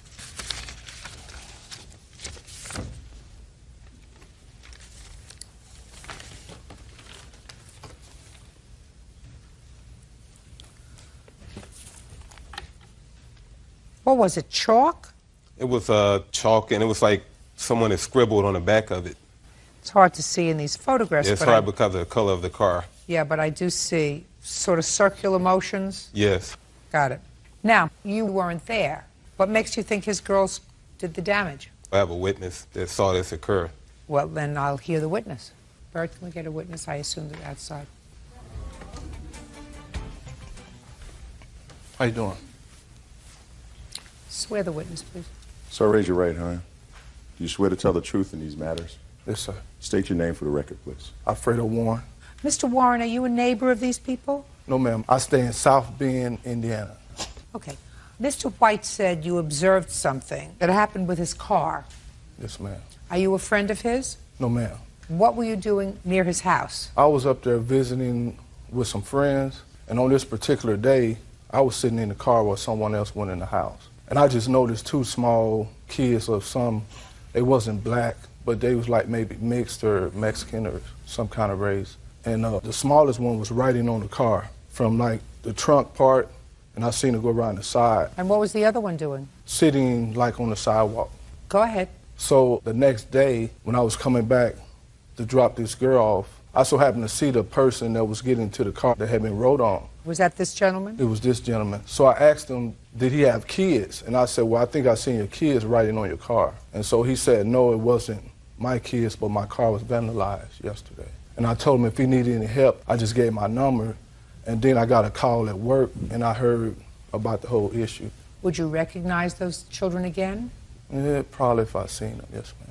Would you recognize the older child? Well, I mainly just seen the small one riding on the car. Did you see the one who was sitting down? She was like at the head of the car. So I just noticed a head, you know, like you just glance, because I'm looking through my rearview mirror. And so that's how I seen it. Do you recognize this young lady here? I don't know if that's the youngest one. Because she was shorter, and this was like, it's been like some months ago. Okay. Bird. would you take Mr. Warren outside to where Mr. Flores' youngest daughter is and ask him if he has seen her before? Okay? All right. Mr. Warren, why don't you go with Officer Byrd? Now, before Mr. Warren comes back, you step up here. Right over here. You hop up in that chair. Tell me. All right, Jessica. So before this gets any worse, did your sister ride on Mr. White's car? No. You sure about that? Yes. Do you know anybody who damaged Mr. White's car? No. And you weren't present that day, sitting there while your little sister either took a piece of chalk or anything else and rode on Mr. White's car? No. You sure about that? Yes. Okay. Go and have a seat.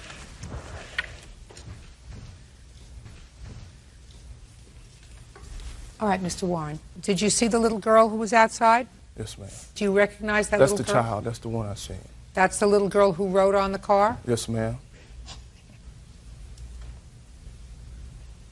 Prior to October 13th, you had never met the plaintiff, is that right? Yes, ma'am. Are you positive that the other young lady that you saw outside, the little 4-year-old? Yes, ma'am. That's the one I seen right on the car. Okay. What do you have to say for yourself, Mr. Flores? They running a game. What? I said they running a game because she don't go outside without her sister. So I don't know what he talking about that he see my only 4-year-old outside. Listen to me very carefully, sir. Nobody's running a game. Your daughter fibbed to you. This one.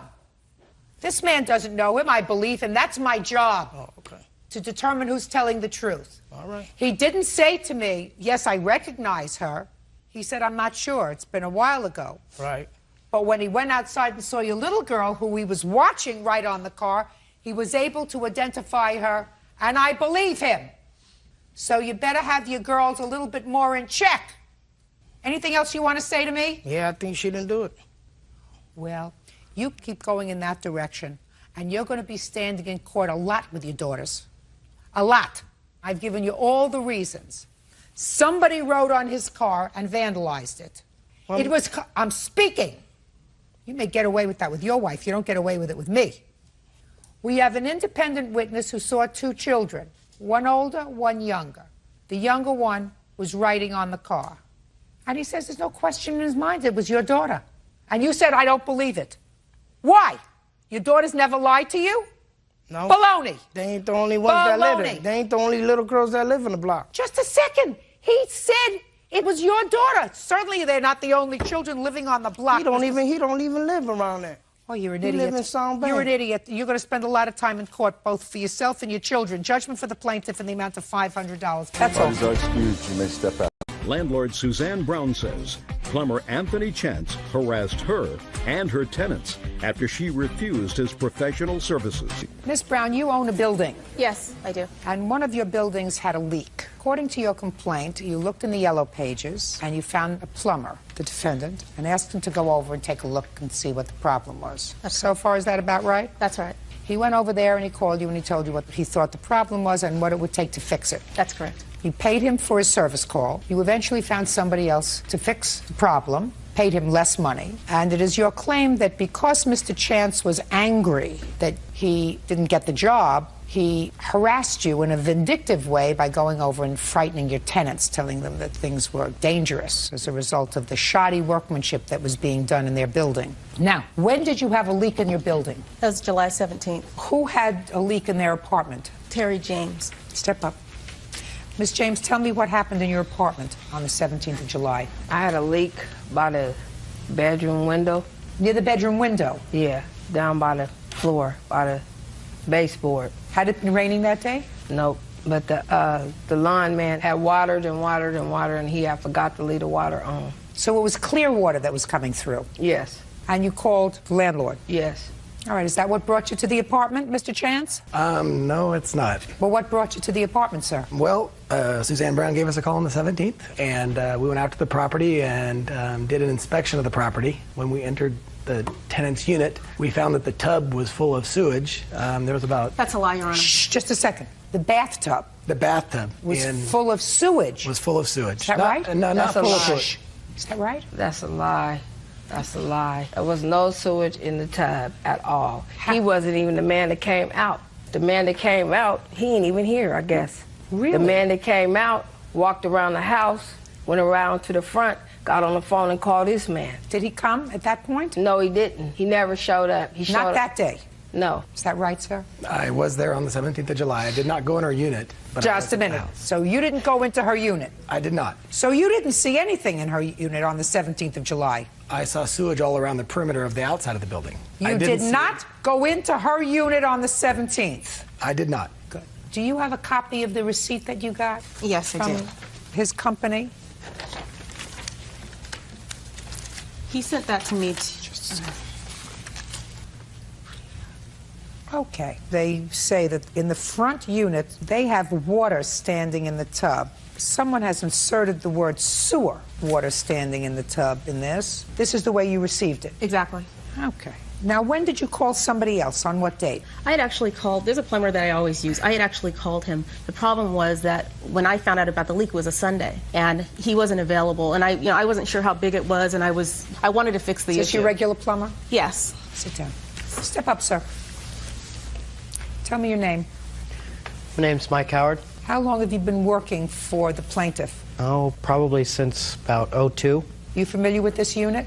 Yes. When did you go out to the unit? The day after, the Monday. Tell me what you found when you went out there on the 18th of July. The water from the sprinklers had went over the foundation. Your Honor. Where had it entered the home? It had came up over the foundation and ran into the area that was wet. Carpeting wet? Yes. Around the baseboards? Yes. Did you find anything else wrong with the house? The bathtub had about, I'd say about 1.5 inches of water in it that just wouldn't drain. So the water that was standing in the tub was water that had been standing there because of a clogged drain? Correct. What did you use to clean out the drain? Snake. How much did you charge the plaintiff to do the whole job? $2,500. What did you charge her the $2,500 for? We dug a place approximately 2 foot wide around the perimeter of the home. It was 90 foot long, and we poured concrete in there. And what was that supposed to do? It stopped the water from entering the home at the foundation. You mean from the sprinkler system? It was just a hose, but yeah. What was the estimate that the defendant gave you to fix the problem? The defendant told me it would be $45,000 for him to come in and dig out the entire concrete floor, and that my tenants would have to evacuate the premises. And the problem was that nobody had actually done any tests. The defendant never actually did any tests. All they did was walk the perimeter of the property. And actually, he didn't even do that. He had someone else do that.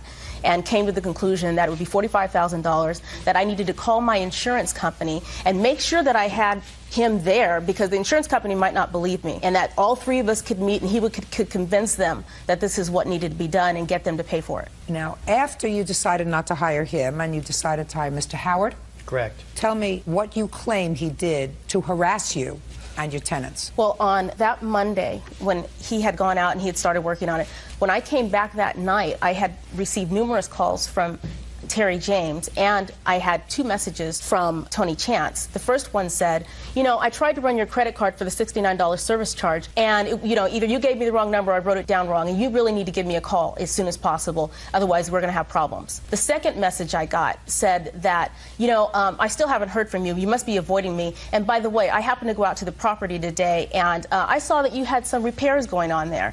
And I just want to let you know that that was a really bad move on your part, and that now I'm going to have to contact the Sacramento Housing Authority and let them know what's going on over there. I'm going to put a full written report together to turn you in. And so to me, it was obviously, he was vindictive. I couldn't believe the message that I got. I was completely freaked out, and Terry said that he had been by there. Don't. Okay. Step up. You could sit down. Did Mr. Chance come back to the house? Yes, he came back on Monday. He spoke to you? Yes, he did. What did he say to you? Oh, my God. What is this? You mean to tell me they put concrete around the house? The sewage problem is not done. The pipes is busted. You guys are going to die. You guys need to get out right now. You guys should vacate the place. You guys mean to tell me you're not out of there? And then he came back on Tuesday and scared my son. Had my son all upset, talking about we should have been out of there, we gonna die, we go to sleep, we gonna die, we should have been moved out of there. Okay. Since July 18th or 19th, have you had any other problems in your home? No, I haven't. Any other water? Nothing's wrong. Are you friendly with the other tenants? Yes, I am. Very friendly. Anybody else have any water problems that you know of? Nobody has any problems on the property. I guess you were wrong. I don't think so, Your Honor. I guess you were wrong. Did you write a report to any housing authority with regard to what you found? No, I did not. Ms. Brown says that that's what you threatened to do. Is that what you threatened to do, Mr. Chance? I never threatened to do anything. Did you indicate that that's what you were going to do? No, I did not. What did you say? I said specifically that I had already called the health department due to the fact that there was still a dangerous issue out at her property. When had you called the health department? I called them Monday night when I drove by the property and saw that concrete had been poured over the top of the sewage on the outside of the building. Mr. Chance, but you were wrong, sir, because we've had 5 months since you were there. And no problem. They've taken care of the symptoms, but the problem still exists. And the problem with the property that they have there is the drains underneath the footing were leaking substantially and had been that way for a long time. What tests did you do, specifically, what tests did you do on the 17th when you were there to test that? I've got phone records with me showing that I was on my phone with my service tech who was on the job. What tests did you do? Not your technician. If you call the health department, I would say that you don't rely on a technician. You go out there yourself before you make the call. I did. The very next day. So I'm asking you, what tests did you personally do? Make sure you give me an answer that I'm going to be comfortable with, Mr. Chance. I personally didn't do any tests. That's what I thought. Now, did you ever give Miss Brown a quote of $45,000 to fix the problem? No, I did not, Your Honor. Did you ever say to Miss Brown that she should contact her insurance company? I may have mentioned that, yes. And that you should be there when the insurance company adjuster comes to look at the problem? I advised her that that would be a good idea. And are you telling me that you didn't give her a ballpark figure about what the problem would cost to rectify? No, I didn't, Your Honor. I told her we needed to do tests to determine where the problem was at. Oh, so if you're telling her you needed to do tests to determine where the problem was, why did you call the health department? Well, we knew that there was a problem. We didn't know which bathroom was leaking or where the problem was at underneath the slab because the whole area underneath the house was saturated with sewage. What made you think, sir, that the whole area under the house was saturated with sewage? Because my technician went into the other unit, the back unit, and ran a sink for 20 minutes, and the water proceeded to come up in the carpets in the front bedroom of the front unit, which indicates a backed up sewer main. And you think that that just happened once, sir? I went by the job on Sunday night. Yeah? Because Suzanne had agreed to meet me there Sunday night. Yeah? And I was sitting in front of the property. I did not go in either of the units, but I saw the sewage around the perimeter of the building. I sat there for maybe 5 minutes, and then Suzanne called me and said, "I'm sorry, but something's come up. I can't meet you. I'll have to do it on Monday." So I left the property, but at that point, I was able to witness the wet sewage all the way around the outside footing, and it definitely was. What made you think it was wet sewage, sir? Based on the description that my technician gave me while he was in the home. Mr. Chance, you want to know what I think, sir? What? I'm going to tell you what I think. I think that you were really annoyed with Miss Brown because she decided not to use you to fix this major problem and did you out of a really expensive job. Because he came out and said he ran a snake in the tub, the water went down, and she's had no more problems. 5 months later, your technician, Zippo, nothing, left the standing water in the bathtub and did nothing. What you did was you decided this was a big job. The entire foundation of this house had to be ripped up. Call your insurance company and let them know. All has to be redone. And then somebody else came and did it, and you were annoyed. And you didn't call the health department until after you were advised that she had gotten somebody else to fix what she perceived to be the problem or what she was told by a professional was the problem. That's vindictive, sir. What else? I actually ended up filing a police report against him because I became scared. It's like he turned into this psycho plumber. And he was just annoyed. It was a $45,000 job that went out the window because you got somebody with a snake to fix the problem. Judy, I have some evidence? My friends call me by my first name. Now, what I don't understand, Mr. Chance, is I absolutely believe Mr. Howard when he says he went to the premises the next day, took a snake, put it in the bathtub, snaked out the bathtub, the water went down, and I absolutely believe Miss Jones when she says she has not had a problem since. What I don't understand is how come your technician went into the house, saw standing water, and didn't take a snake to try to get it to go down, yet went into another unit, a unit that they had not called to complain about, let the water run in that unit to come up with the story, instead of doing the first thing that I would do as a plumber and say, gee, I see this standing water. Let me see if I can get it to go down. Do you understand what I'm saying to you, Mr. Chance? I understand. Very good. Judgment for the plaintiff in the amount of $1,500. That's all. You did the wrong thing. It's going to cost you. Your Honor. Parties are excused. Jenny Rose says ex-roommate Sheena Mashoud owes for the return of rent and a security deposit. Jenny also claims Sheena slandered her via the internet. Miss Rose, you rented a room from the defendant, and according to your complaint, you were forced to move out early. Yes. You want prorated rent. Yes. You certainly want your security deposit back. And you want compensation for what you say were very nasty things that the defendant posted about you on the internet. That's correct. The defendant says that you chose to move out. You don't get compensated for choosing to leave before the end of the 30 days. That your cat did some damage to the rug, so you don't get your security back. And she acknowledges she wrote nasty things about you on the internet, but she said everything she wrote about you was the truth, and the truth is a perfect defense. True. When did you move into this room, Ms. Rose? On May 1st. On April 22nd, I answered an ad. Do you recall what it said? It said that I was going to be a roommate, that it was $400 for the rent, that she had 3 cats, and 1 more would be great. And no, just a second. That's not what the ad said. Yes, it did. It said she had 3 cats and 1 more would be great. Oh, that's what the ad said? Yes. It must be a very long ad. Where was it? Craigslist.com. .org. .org. Correction. Tell me what happened when you went and looked in the house. It was 11 o'clock at night. She said that it was dirty, but she would clean it, and that the hot water in the sink was broken, the pipe, but she would fix it before I moved in, and the toilet that I was renting out with the bathroom was broken as well, but that would be fixed as well. How many rooms did you look at? 3 different rooms, and this is the one that I chose. This is the one that had a broken sink, a broken toilet, and was filthy. Is the one that you chose, Miss Rose? Actually, it was the rent. It was cheaper than normal. Others were asking for $650, so I figured I was only going to be here till the summer. It should not be an issue. Was the toilet fixed? No, the toilet was never fixed, and neither was the hot water, which I had to eat out because I couldn't wash dishes. There were maggots in the sink. There were roaches, flies.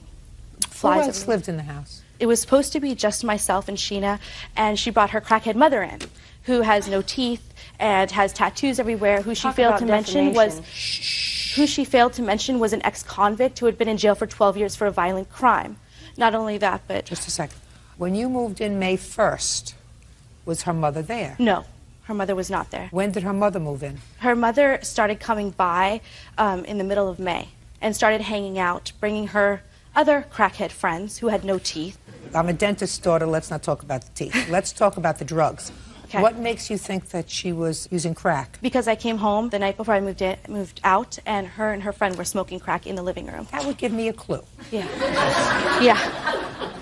What was your mother incarcerated for, Miss Mashoud? I believe it was theft, and she violated her parole several times. She violated her parole because of her drug use? No, it had to do with the fact that she wasn't seeing her probation officer like she was supposed to when she was released early. Listen, if you're released early and you want to stay out of jail, unless you're involved with drugs, you usually see your probation officer. Well, actually, the problem was that she moved back to Colorado without asking her probation officer, and she stayed out there for 3 years. Well, that would be a problem.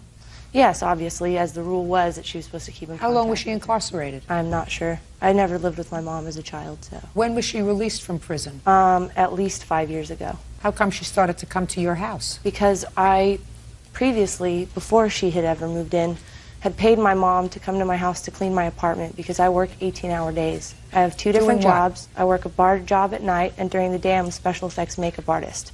I work very hard, and I don't have time to spend, even if it is 4 hours that I get to sleep, to spend cleaning up my apartment. You mean there's nobody else that could clean your apartment other than your mother? Well, I don't trust anybody else to come into my apartment because I have many things that are worth a lot of money. So what you're telling me is you trust your mother? Yes, I do. The mother who she says, and I believe her, Yes. invited somebody into your home and they were smoking dope in your house.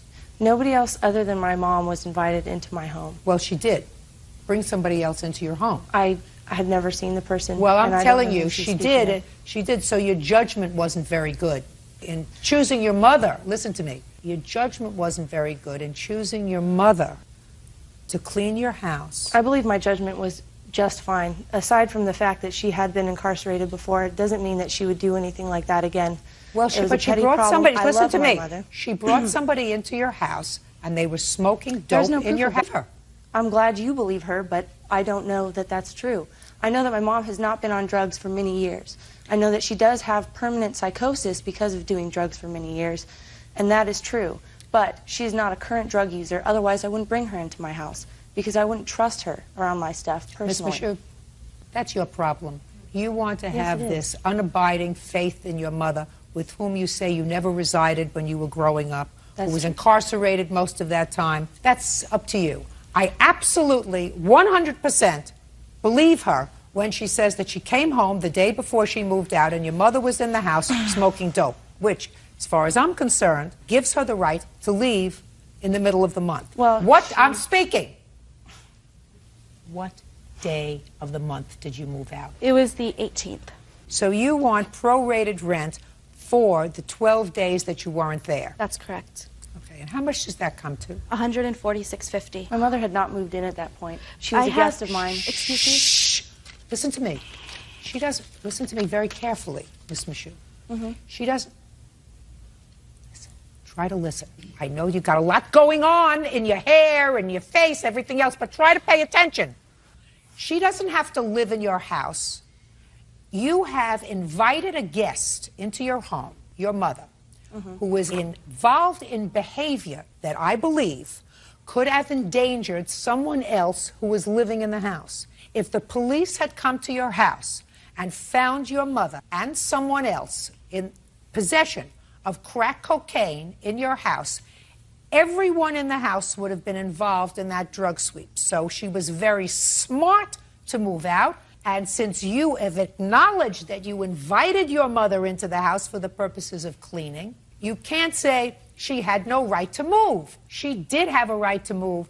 And since you invited this problem into your house, you have to compensate her for the 12 days in rent that she did not have use and enjoyment of her room. Well, that's my ruling. You may not like it. That's why She you failed to go mention to that her boyfriend that's is a why speed addict, I'm speaking. and he's in listen, my and he's listen staying to in me. my house. Listen to me very For carefully. the whole time she was there. Listen to me very carefully, madam. I don't know where else you work or what else you do to enhance your senses, but in my courtroom, I speak, I listen. Obviously, you don't listen very well. You know, I'm listening. You're not hearing what I'm saying because you don't like the answer.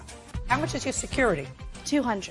I have a copy of the sublease as well. Can I see it, please? And I have a copy of the letter she told me to vacate immediately. Okay. She wanted me to pay for her mother's rent for the next month. Listen.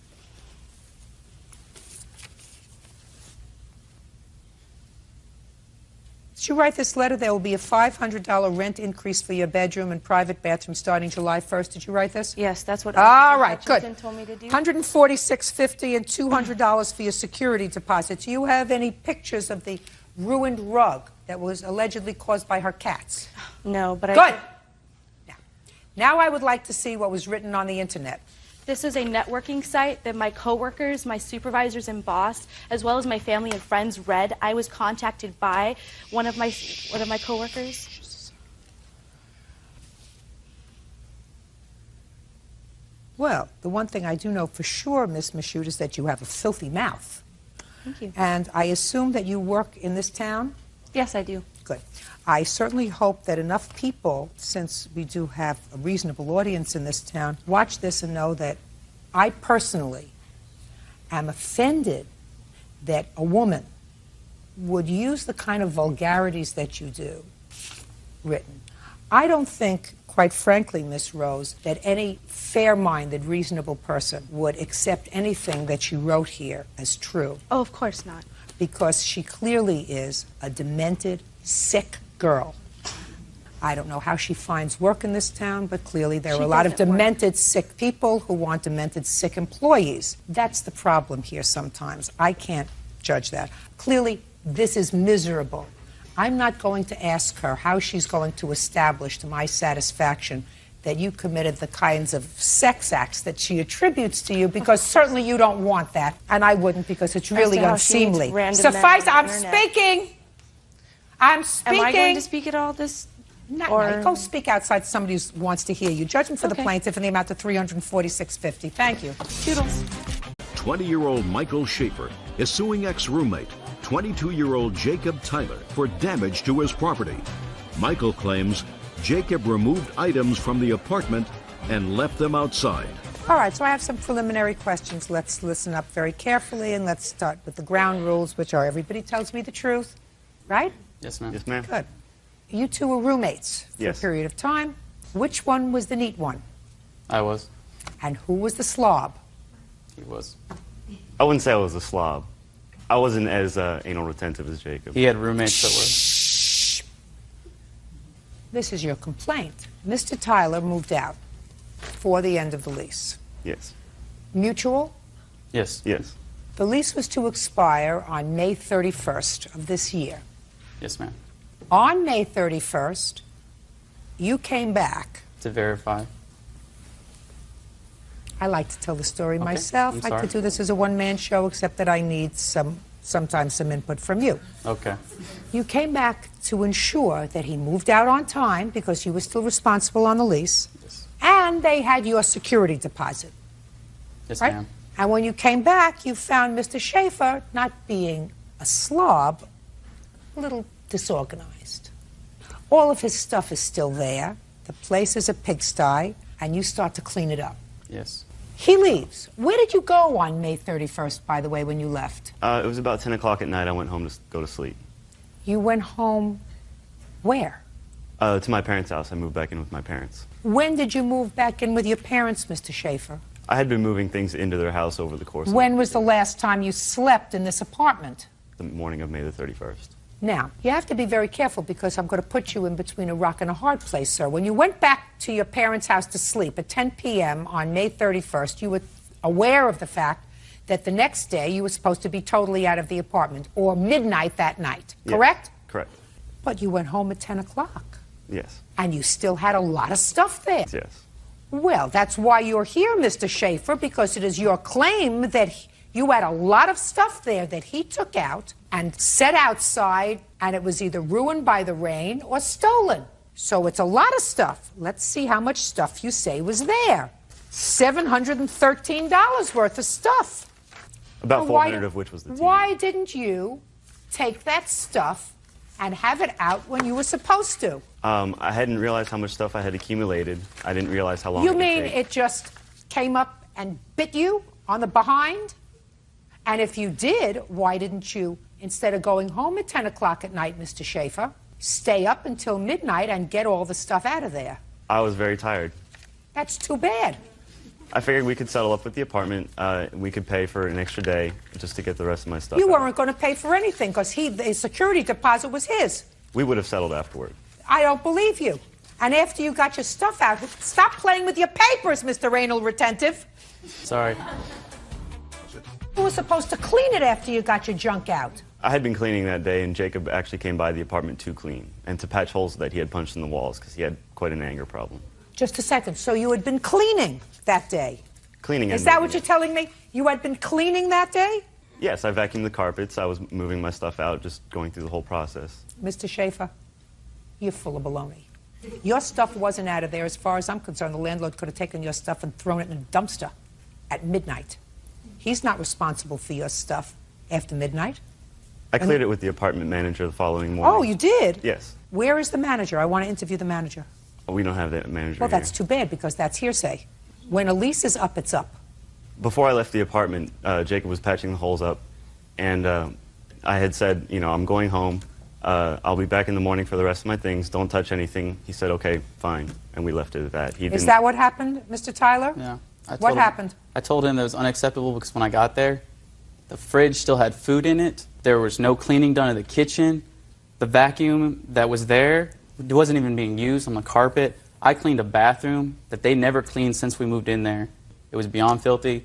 I came back to actually patch up the holes in the wall. What were the holes in the wall from, sir? From me in parties that they had been at, and I got upset because there was all these kids that were underage drinking, and I have pictures to prove that they were. Do you have any proof of what this place looked like when you got there? I have a witness, but she's in the Air Force boot camp right now, and I can't help you there with that. I know. I have no I'm sorry. control over the Air Force. Yes, ma'am, I know.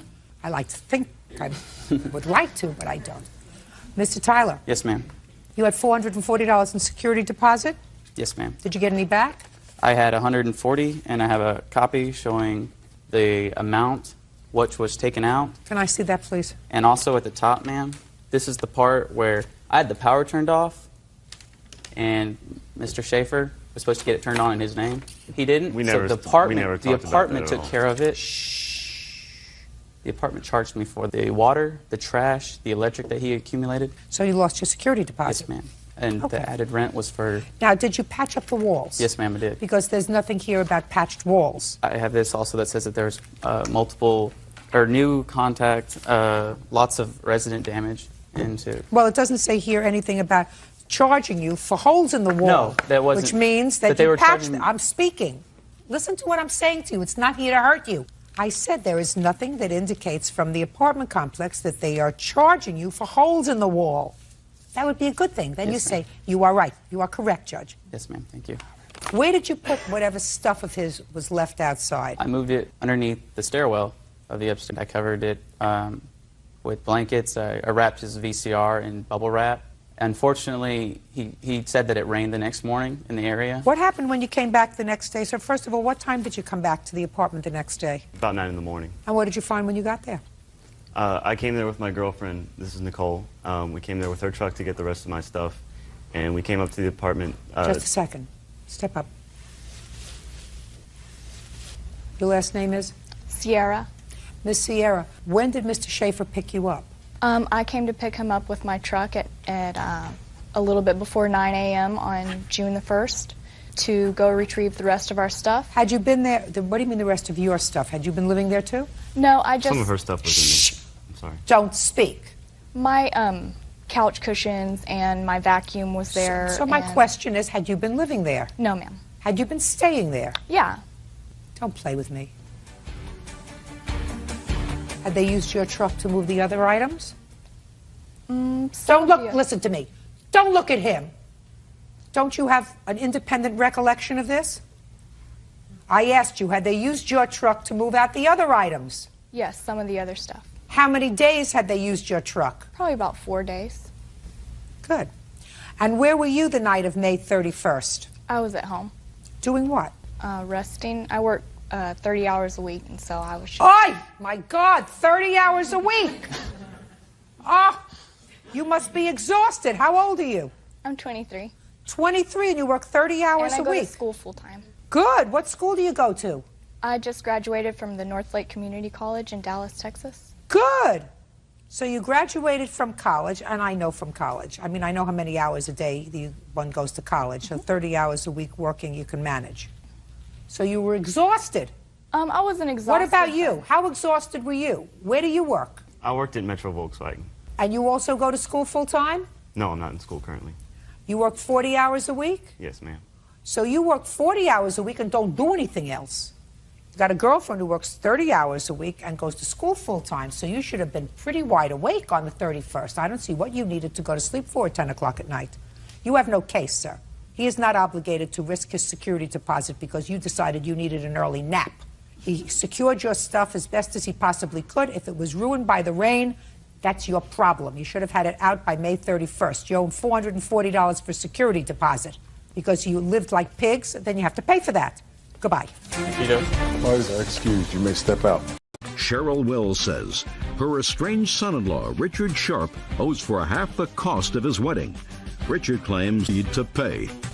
What is all that stuff? This is stuff that I brought that I don't have actual receipts for, just to show you that. What is it? It's the Unity candle, some table decorations that we made, the candle stands. Bert, could you do me a favor? Could we get rid of that? I don't need all that stuff here. Where do you want me to put it? All right, put it on the floor. Okay. Thank you. Ma'am, take this stuff, put it on the floor, please. Thank you. Perfect. Miss Wells, this is what the case is about. Mr. Sharp is your soon-to-be ex-son-in-law. He and your daughter had a very short and unpleasant marriage, and it is your claim that he had agreed to pay for half the wedding. The loan lasted longer than the wedding. Correct. Now they're going to get a divorce, and you want half the cost of the wedding, which was, you say his half was $7,000? Correct. Mr. Sharp says, listen, I never agreed to pay for a big wedding. So, Mr. Sharp, this I assume is your soon-to-be ex-wife? Yes, ma'am. How long were the two of you dating before you decided to get married? 4 months, Your Honor. What? 4 months. And whose brilliant idea was it to get married? Mine, Your Honor. Could you speak up Mine. a little bit? I'm old. I have a heart. Mine. Mine. Did you give her a ring? Yes. How much did you pay for it?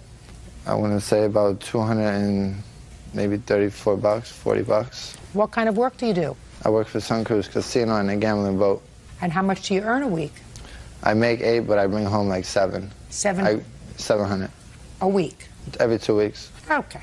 When your daughter came home and showed you the engagement ring and told you that Mr. Sharp had asked her to marry him, what did you think? I didn't approve of it. I didn't like it because they didn't know each other that long, but... Well, that's a good judgment on your part. When you saw the engagement ring that he bought your daughter, what did you think of it? I didn't have any thoughts. I mean, I Did thought... you think that he wanted to get her the best possible engagement ring he That could? he possibly could, Listen, yes. listen to me. Did you think that he wanted to get her the best possible engagement ring he could afford? Yes, I did. And he spent $230 on the engagement ring, which was the best he could afford, right? That's what you thought. I didn't know how much it cost him. But it wasn't. We're not talking about the Hope Diamond here. No. Now, who wanted the big wedding? Richard did. Did you? Yes. Why? At the time, I was in love with her. Then after we got married, Listen to me, Richard. You didn't take any snoozy pills this morning, did you? No, ma'am. I want you to listen to the question. Your mother-in-law says you were the one who wanted the big wedding. Is that true? Yes. Who was supposed to pay for it? She was. Your Honor... Shh! Why was she supposed to pay for a big wedding if you wanted it? Do you want to take a nap? No. Who is this? My stepfather. Step up here with him. Tell me your name. Frank, Your Honor. Frank what?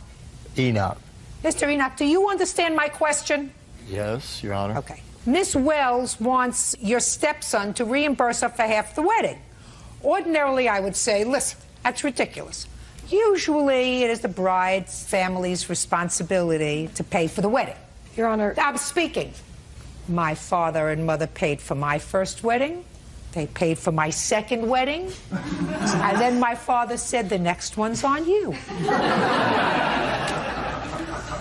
However, you see, I'm having trouble communicating with your stepson, sir, because I'm not quite getting the fact that he's wrapped too He's tight. nervous, that's all. He doesn't look nervous, Mr. Enoch. He looks tired. Are you nervous? Not really. I can try harder. I don't think you'll be able to make me nervous. Do you understand what I'm saying I to you, Mr. understand what you're Enoch? saying. So Miss Wells says he's the one who wanted the big wedding. I don't know why. It's usually the bride that wants the big wedding. You didn't want a big wedding? No, ma'am. Step up here with your mother. Why did he want a big wedding? He had a whole bunch of friends?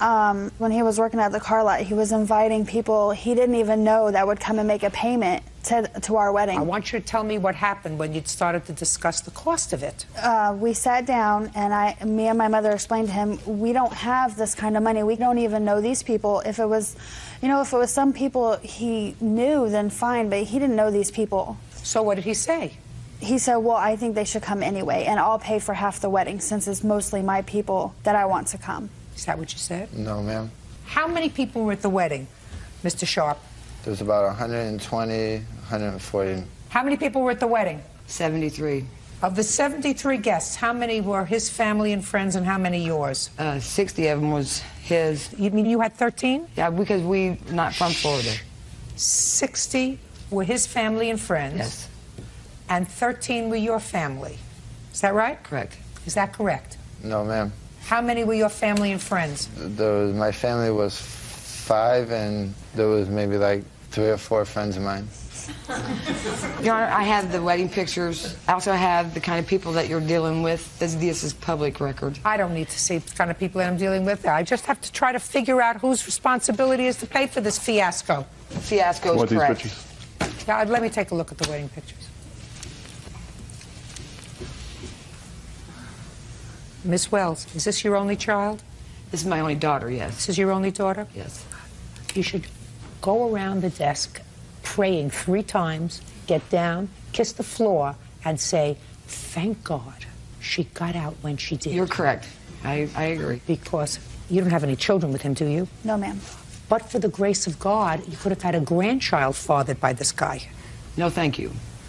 I agree with you. No, thank you. Really. Unless he's hiding, thank you. Unless he's hiding something from me that I don't see. Well, you're not missing much. Okay. Who's in this picture? Can you see it from there? Yes. Who's in this picture? That's me, Jack, Bill, Terry. Who are they? Friends of mine. Friends of yours? And the one guy, Jack, Just I a used second. to work You for said him. 3 or 4, so that these are the only people at the wedding that were your friends? There might be a little bit more, but other than that. Who are these people? That's my stepbrother, and that's her stepfather. Okay, so you got a stepbrother here. Yes. Was he in this picture too? No, ma'am. These people come with their significant others, or they come stag? They came with others. With others? They came with their So you their got to do wives. this times 2, right? Yes, ma'am. That's more than 3. Even you could tell that, right? Yes, ma'am. Madam, it's clear to me that he had certainly more than 3 or 4 people at the wedding. So what you're telling me is he said to you, these are the people that I want at the wedding, they're friends that I work with? Not friends that he works with, but he was working at a car lot, and people that would come in to make their payments that he would talk to just to make their payments, he would invite to our wedding that he did not know. Your Honor, I had to finally put a stop to it because this list was like 300 people. Who was supposed to pay for all these people, all these strangers? I felt that I was going to pay for them, but as soon as she said she put a stop to it, I said, okay, never mind then. All right. Now, where were they married? At the Ramada Inn. Had you taken the Ramada Inn before or after you had this discussion with him about inviting too many people to the wedding? I'd already talked to the Ramada Inn, and then when he kept adding the... No, I want you to make sure you give me the honest answer. You had gone to the Ramada Inn, you have to give them a deposit and reserve the date. Correct. Had you done that before you had the discussion with him? Yes, but he kept adding to the list. You don't have to repeat it. I understand what you're saying to me. So you had already taken the hall, and initially he was not going to pay for half the wedding. That's according to what I'm gathering now. It was not until after he started adding all these people. No, Your Honor, that's not correct. He agreed to pay for half the wedding. No, That's we incorrect, went Your to Honor. the... I was there when it was discussed. No, I don't believe that, Miss Wells. But that is Listen to me. Miss No. Wells, I don't believe that. I don't believe that true. somebody who buys a $230 engagement ring makes a knowing decision to pay for half the wedding that, according to you, cost $14,000. I wanted them to elope. I offered to give them $2,000 so I didn't have to pay for this big wedding. He had already agreed to... Now you want to talk to me? Yes. Good. Now I'll hear you. But make sure you tell me in a loud, clear I voice. did not agree to pay for half of this wedding, Your Honor. Well, tell me what happened. What happened is I started adding people to the list, and she said, no, I can't afford all these people to come, Your Honor. So I said, okay, well, we'll stop all them people, because who even knows if half of them people are going to show up. Your Honor, that's not right, because I even paid for his probation. He was supposed to pay me that back as well, and he has not even done that. And her daughter paid her back out of that with her income tax money, Your Honor. Just a second. So what you're telling me is you were on probation, you had certain fines, Yes, ma'am. and she paid your fines With her income tax. because you didn't have the money. Yes, ma'am. Okay.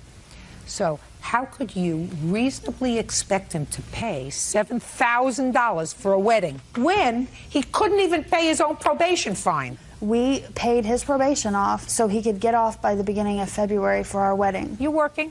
Yes. Pay your mother back for this wedding. No way. Pay your mother back for this wedding. I've paid her half of the wedding already. I don't believe that he agreed to pay you for half the wedding. He didn't, Your Honor. I don't believe that. Your Honor, he did agree to pay for that wedding. Do you have that in writing someplace? I don't have papers for that. You should. You're dealing with Well, someone who is a no. convicted felon. It would seem to me if someone agreed to Your pay. Honor, he goes to church every Sunday. I'm speaking.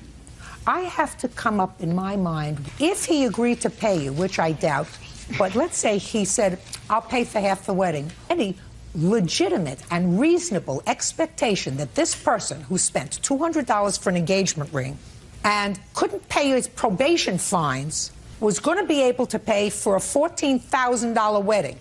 What was the nature of the felony that you were convicted of? Sales and possession. Sale and possession of what? Cocaine.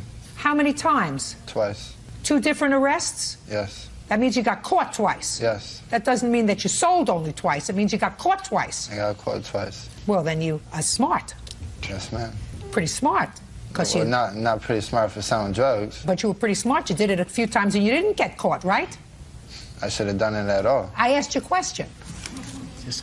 Yes. Just a second. Yes. Don't tell him what to say, Mr. Enoch. I think he understands me pretty well, sir.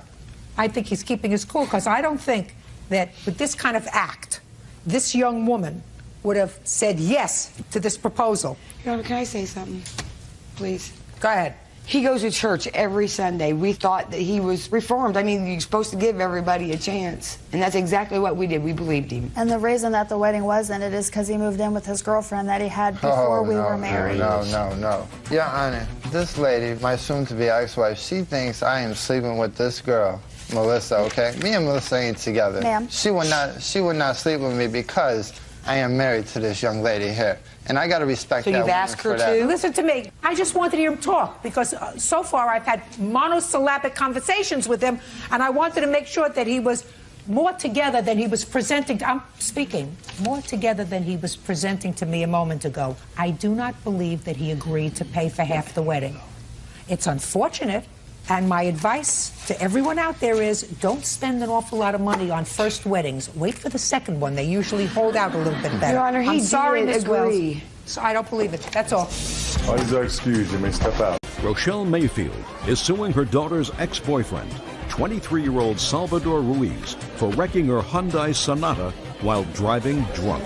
Miss Mayfield, this is your daughter? Yes. And this used to be her boyfriend? Yes. Does she live at home? Yes. Who else lives at home? My husband and my 2 granddaughters. Her children? Yes. How old are her children? One is 7 and one is 5. Where's their father? He is their That's father. me, Your Honor. That would be you. So this is what this case is about, Mr. Ruiz. You borrowed Miss Mayfield's car. You got the car from your former girlfriend. Yes.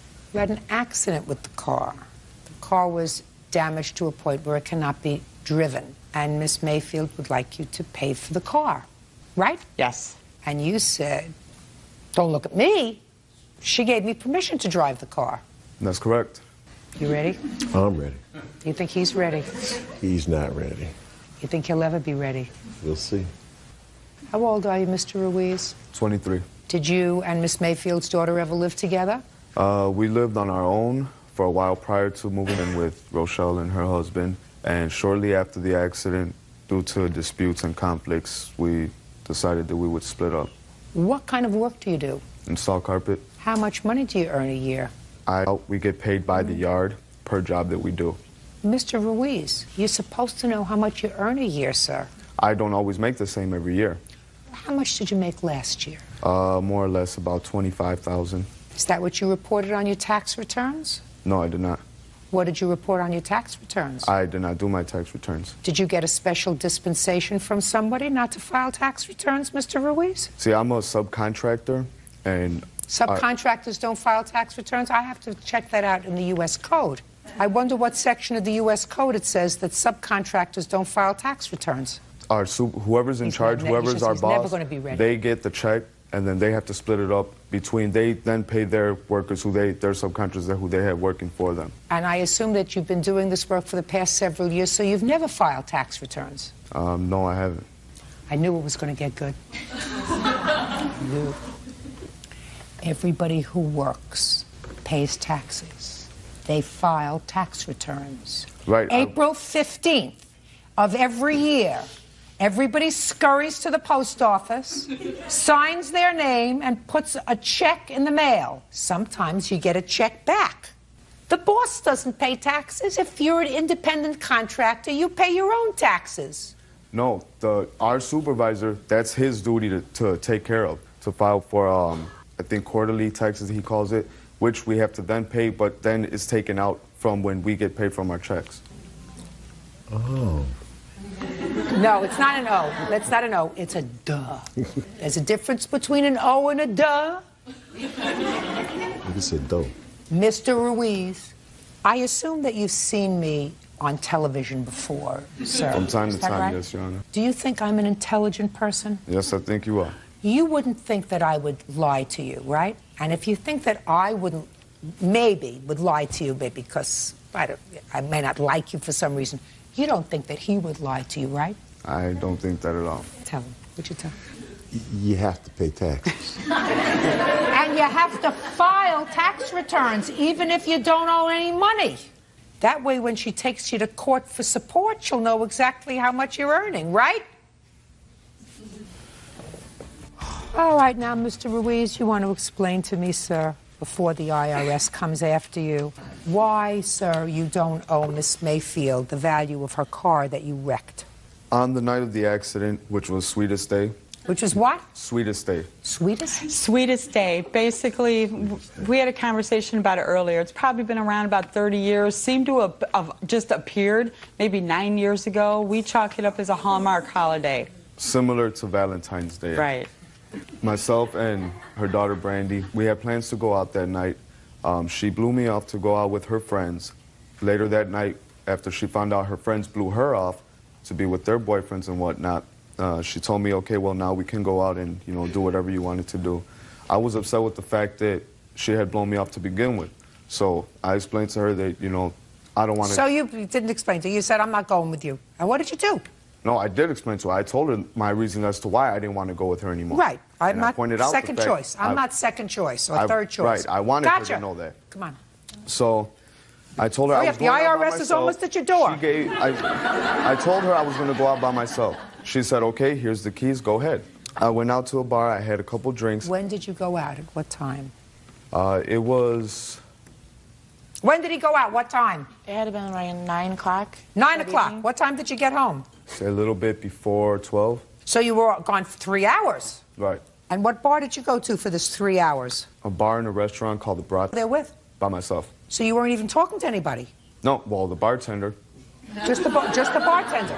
That's, I mean, he was wondering And then why. you had an accident coming home, and and your car went in the ditch. Pretty much, yeah. I'm still waiting for the explanation, sir, of why you're not responsible for this accident after you had had an evening of drinking and were driving somebody else's car. Well, I was struck by another vehicle. That's what caused me to go onto the side of the road to the ditch. The car that struck me took off. I started to follow the vehicle. So after I realized I couldn't catch up to him, I proceeded to go back to their house. I explained to her. Well, you get to a point why you're not responsible. For one, I didn't cause the accident. After I went to go try to file the police reports, I found out the car didn't have insurance. And I attempted many times to file the police report to try to get some kind of outcome out of it. How many times did you go and file the police report? I never got to file the How police many report. times did you try? You said you spent a lot of time trying. I called more than 5 times. I had called the Who did you call? The sheriff's office. You called at least 5 times. Yes, Should and have they called the kept giving me IRS the runaround. once. 4 times the police department, 1 time IRS. Where's the car now? It's at my house. You have what it'll take to fix it? Yes, I do. Let me see. And pictures of the car. What year car is it? It's a 2001. Why isn't it insured? Unfortunately, at the time, my husband had received a speeding ticket. At the time, his vehicle insurance was coming due, and it went up about $900. So the insurance lapsed on my car. You owe any money on this car? Yes, I do. I still make monthly payments for it. You're in big trouble. You don't live together anymore, or do you live together? I live with my mother. I don't live with him anymore. Where does he live? Stand in up. Illinois. Stand up. When was the last time you spent an evening with Mr. Ruiz? Before he moved out. Does he send you any money for the children? Yeah. Oh, that's not an answer. No, he doesn't give me child support. He buys the girls stuff for school and then in clothes. I don't get like a regular amount a month. Why not? I don't ask for it. I just ask if I need something, I ask him for it. That's not the way it works. He's supposed to pay money, cash money. Wants to buy his daughter's clothing? Terrific. That's what fathers do. I know that's my mistake. Has he ever been declared the father of these children in a court? No, but he is the father. I didn't ask you whether he is or not. No. Has the state ever paid any money towards these children's support? No. I've worked for 7 years since my first daughter was born. He's supposed to pay child support, and you're supposed to help your mother. I do help my mother. I pay rent and I pay for... If what you're telling me is you don't need Mr. Ruiz's money, then what I'm going to tell you is this. You open up 2 bank accounts in your children's names and say, I'm going to pay my mother the support for the house and for the gas and electric and food and everything else. I'm going to take Mr. Ruiz's money, I'm going to put it in the bank for their college. You would like your children to have a future? Yes. Well, get it from their father. Judgment for the plaintiff in the amount of $5,000. That's all. Catherine Harrison says ex-boyfriend Claude Johnson owes for a trip to Canada and for an assault. Miss Harrison, you and Mr. Johnson had a relationship that is now over. Correct. According to your complaint, some time ago you took a vacation together. You were supposed to split the cost of the vacation, and he still owes you for some of that bill. In addition, after you separated, there was some altercation involving Mr. Johnson, and you claim he assaulted you. You want to be compensated for your pain and suffering as a result of the assault. Mr. Johnson says what was left over from the vacation was a gift, because you said that you would take care of the extra expenses, and that he never assaulted you. As a matter of fact, it was quite the other way around. So, when did this love affair start, and when did it terminate? We had met in February of '04 while working together, and we had broken up this March. And when was the vacation that you took? In February of '05. Where were you going? I had purchased Lakers Piston tickets for him for Christmas, so we had went to Detroit, we had watched the game, and we had agreed before we left, everything would be 50-50. Were you living together at the time? Yes, we were. So we had went to Detroit, and then we had went to Canada for a few days after that. Well, is it the Detroit trip or the Canada trip that he owes you for? It's a combination of all of it. There's actually, the total trip balance was $1,468. Therefore, his half of that would have been $734, which he's paid $354.50 and owes $379.50 as the remainder. So let's take care of that first. Yes? She's not telling the truth. I was told that, we would go to the game. She said she's going to buy me the tickets. I'm like, okay. She's talking about she wants to go to Canada to go gamble. I'm like, I don't have the money to go gamble in Canada. I really don't want to go. She says, well, we'll put it on my credit card. Don't worry about it. It'll be fine. So I'm like, okay, let's go. I agreed to pay her money for the trip to Detroit, at the game and everything. But then, Well, how much was that part of the trip, Mr. Johnson? Well, the tickets were free. She bought them. No. Listen to me. Okay. How much was your half of the trip to Detroit? I really don't know. I paid for the hotel, drinks, food, stuff like that. No, just a second. Okay. Was that all put on her credit card? Well, I gave her the cash. I don't know if she paid with her credit card or whatever. That's on her. Go ahead. Your Honor, I have receipts, credit card statements, bank statements from all of the money that was spent. Definitely. How much was spent from Detroit? I'm just curious. From Detroit, we've got a charge of $64.59 in the hotel, and then he had bought some drinks at the game itself. That was well, all that's a from Detroit. small amount of money. Is that the only bill from Detroit? That's the only bill from Detroit. That's what I'm saying. But he's paid. Just a second. He's paid $354. Just a second. Okay. When I say just a second, that means you have to stop. The only 2 bills from Detroit were a $65 bill from a hotel and a couple of drinks. Yes. Is that right? I guess, according to her bank statements. I then what did you give her $354 for, sir? I don't recall how much money I gave her. We had other things going on. Like it gets really complicated. I'm going to uncomplicate it. You owe $379.50 for the rest of the vacation you took together. You did go, and if you didn't want to go, you should have said, if you want to go to Canada, go alone. But it was. Do you both? I'm speaking. Did you go to Canada? Yeah, it was a gift on her. I'm speaking. I just answer my question. Okay. Don't volunteer anything unless I ask you to volunteer, which will be never.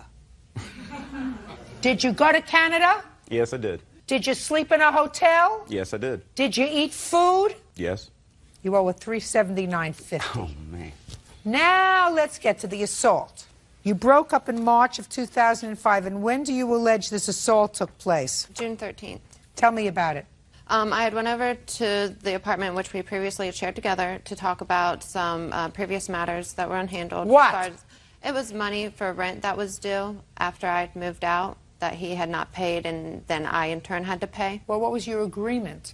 as far as moving out and continuing to pay the rent? The agreement was that he was going to take care of the rent since he did not wish to leave the apartment, which I would have, stayed if he would have left and taken care of everything myself. Okay. Anyhow, he had moved in some roommates as well. So you went over there because you were held responsible for what month's rent? For the month of June, as well as the first 2 months we had lived there were half price, so they violated the lease, so we had owed that money too. It was $1,300 that I had to pay. Why did you pay it? Well, I was buying a house, and I could not have that eviction on my credit if it was not Were you paid. evicted from that apartment? No. Did you stay to the end of the lease? No. The lease still isn't up yet. All right, so in June you went to see him about some money that you thought he owed you. Well, I had went over, and he was actually outside already, so he'd just come up to the car. So we were talking through the window. It's not true. She's lying. Have you ever been in court before, No, Mr. I have Johnson? not. No. Since you have not, I'm going to give you a kindergarten course about court, especially mine. One party testifies, I ask questions. When she's finished testifying, you will be given an opportunity to testify. Okay. We don't shout out. This is not a discotheque. This is not a give and take. This is an organized, orderly process. Do we understand each other, sir? Yes. I don't have to explain this to you again, do I? No. Keep going. Okay, so he was speaking to me through the window of the car, and he was under the assumption that he thought I had taken money from him earlier that morning when I went to get my mail. So he kept bringing that up, well, I don't care about all this money. Where's my $14? So he reaches in the car, takes my purse. I grab a hold of it before he gets it completely across me because I had it right here at my side. So when I wouldn't let go, he starts hitting me in my chest. And so in turn, I let go of the purse. So I got out of the car and, I was asking him, can I have my purse back, whatever. And he's pushing me and shoving me, pushing me, back from him. So, he goes into the house and gets away from the situation. So immediately I had dialed 911 to, reach the police. And they went to the door, and got him outside and talked to him as well. I have the police run log as well. I want to see a hospital record. Okay, well, I didn't go to the hospital. Doctor's report. I didn't go to the doctor. Get over it. Whatever pushing and shoving was done over the pocketbook was no big deal. Don't make it into a big deal. Then I begin to doubt your veracity. We understand each other? Sure. Good. Did you think that she took money from your house? I know that she took money from my house. And how do you know that, Mr. Johnson? Well, I do have two roommates. My roommates were sleeping. It was about 7 o'clock in the morning when she came in my house. In the meantime, I had money on my table in my room. $14. $14, but it was all the money that I had at the time. So, it's like $1 million to me because it's all I had. Anyways, I go downstairs. I talk to her about whatever, the money situation, the rent, da-da-da. Okay, she says to me, how much money do you have? I'm like, well, not enough, Well, you're living there. Why don't you have money for the rent, well, Mr. Johnson? This is about, I have got money, like I said. Listen to me, sir. Don't double talk me. It's June. Where's your rent money? You and your two sleeping roommates. We had the rent money for the month, right? The thing is we were being charged extra money for the rent. Instead of being $600, we were being charged $1,200. In all reality, we were moving. She just didn't know it yet, so I wasn't going to give her anything, Now. So you're going to stiff her on the landlord? No. I was going to pay it. It's big. It's hard to explain it. It would take a long time. Anyway, let's get to the point. She goes upstairs. She says, I'm going to go look for some money. Have you? And so she took your $14. You went upstairs. You didn't see your $14, so you figured it was in her purse. When she came back later, you went into the purse. Fine. Fine. Who paid the landlord the $1,200? She did. Have you paid her back? No. No. And as a matter of fact... Are you on drugs? Huh? Are you on drugs? No. Then just answer me. I asked you a simple question. I said if you paid her back. The answer is no. One no will be sufficient. The answer is no. I shouldn't have to pay her back. Yeah. Well, she didn't file a counterclaim. I'm just curious. Why didn't she ask for that money? I was told I should handle that in the local Franklin County courts. That's too bad. In any event, he owes you $379.50 for the vacation, which he agreed to pay for, and he did not completely pay for. I don't believe he assaulted you to any extent that requires compensation by a court. He was angry, but I don't believe he hurt you. Judgment for the plaintiff in the amount of $379.50. And Ms. Harrison, let me explain this to you. You should thank your lucky stars that you got out when you did. Yes, thank you. Good, thank you. Audience excused, you may step out. Lucky Feinstein says, During a night of drinking, he was assaulted by bar doorman Eric Galan. Eric and his co-worker Justin Murphy claim Lucky was out of control drunk. Mr. Feinstein, it is your complaint that you were assaulted and your car vandalized while you were at the defendant's bar. Yes, Your Honor. And the defendant, although I don't think you were there, is that right? I wasn't there. She says through her employees, I'm sure she has witnesses here, are going to tell me that you were very drunk. Yes, ma'am. And, well, I gather you acknowledge that you were very drunk, and any injuries that you sustained were sustained as a result of you flailing around and hurting yourself, and they don't know anything that happened to your car. So, what's the name of your bar, pub? Scotland Yard Pub. Which of your employees was there that evening? Justin and Eric. Stand up, please. And you don't know anything about this of your own personal knowledge? No, I wasn't there. You can have a seat. Justin? Yes. And Eric? That's correct. What is your given first name? Lucky. That's what your parents named you? Yes, ma'am. Interesting. Are you an only child? No. There's 3 other siblings. Are you the first, second, third, or the fourth? I'm the 4th. You're the last one. Lucky to be here. Got it. This incident happened at the pub. The 22nd of what? First, we got to get the date. Questions get harder, Lucky. 7/22, I believe it was. Had you been to this pub before? Only a couple times before this. Immediately prior to the 22nd of July, when had you been to the pub? Maybe a week before that. So sometime the 15th, 16th. Yeah. Prior to that, when had you been to the club? Maybe a month previous to that one. Never had any trouble there? Never, no. You have a drinking problem? No, not necessarily. Yeah, I like to drink, but I don't consider myself having a problem with it, no. Well, according to you, Lucky, on the 22nd of July of 2005, you were drunk. Yes, ma'am.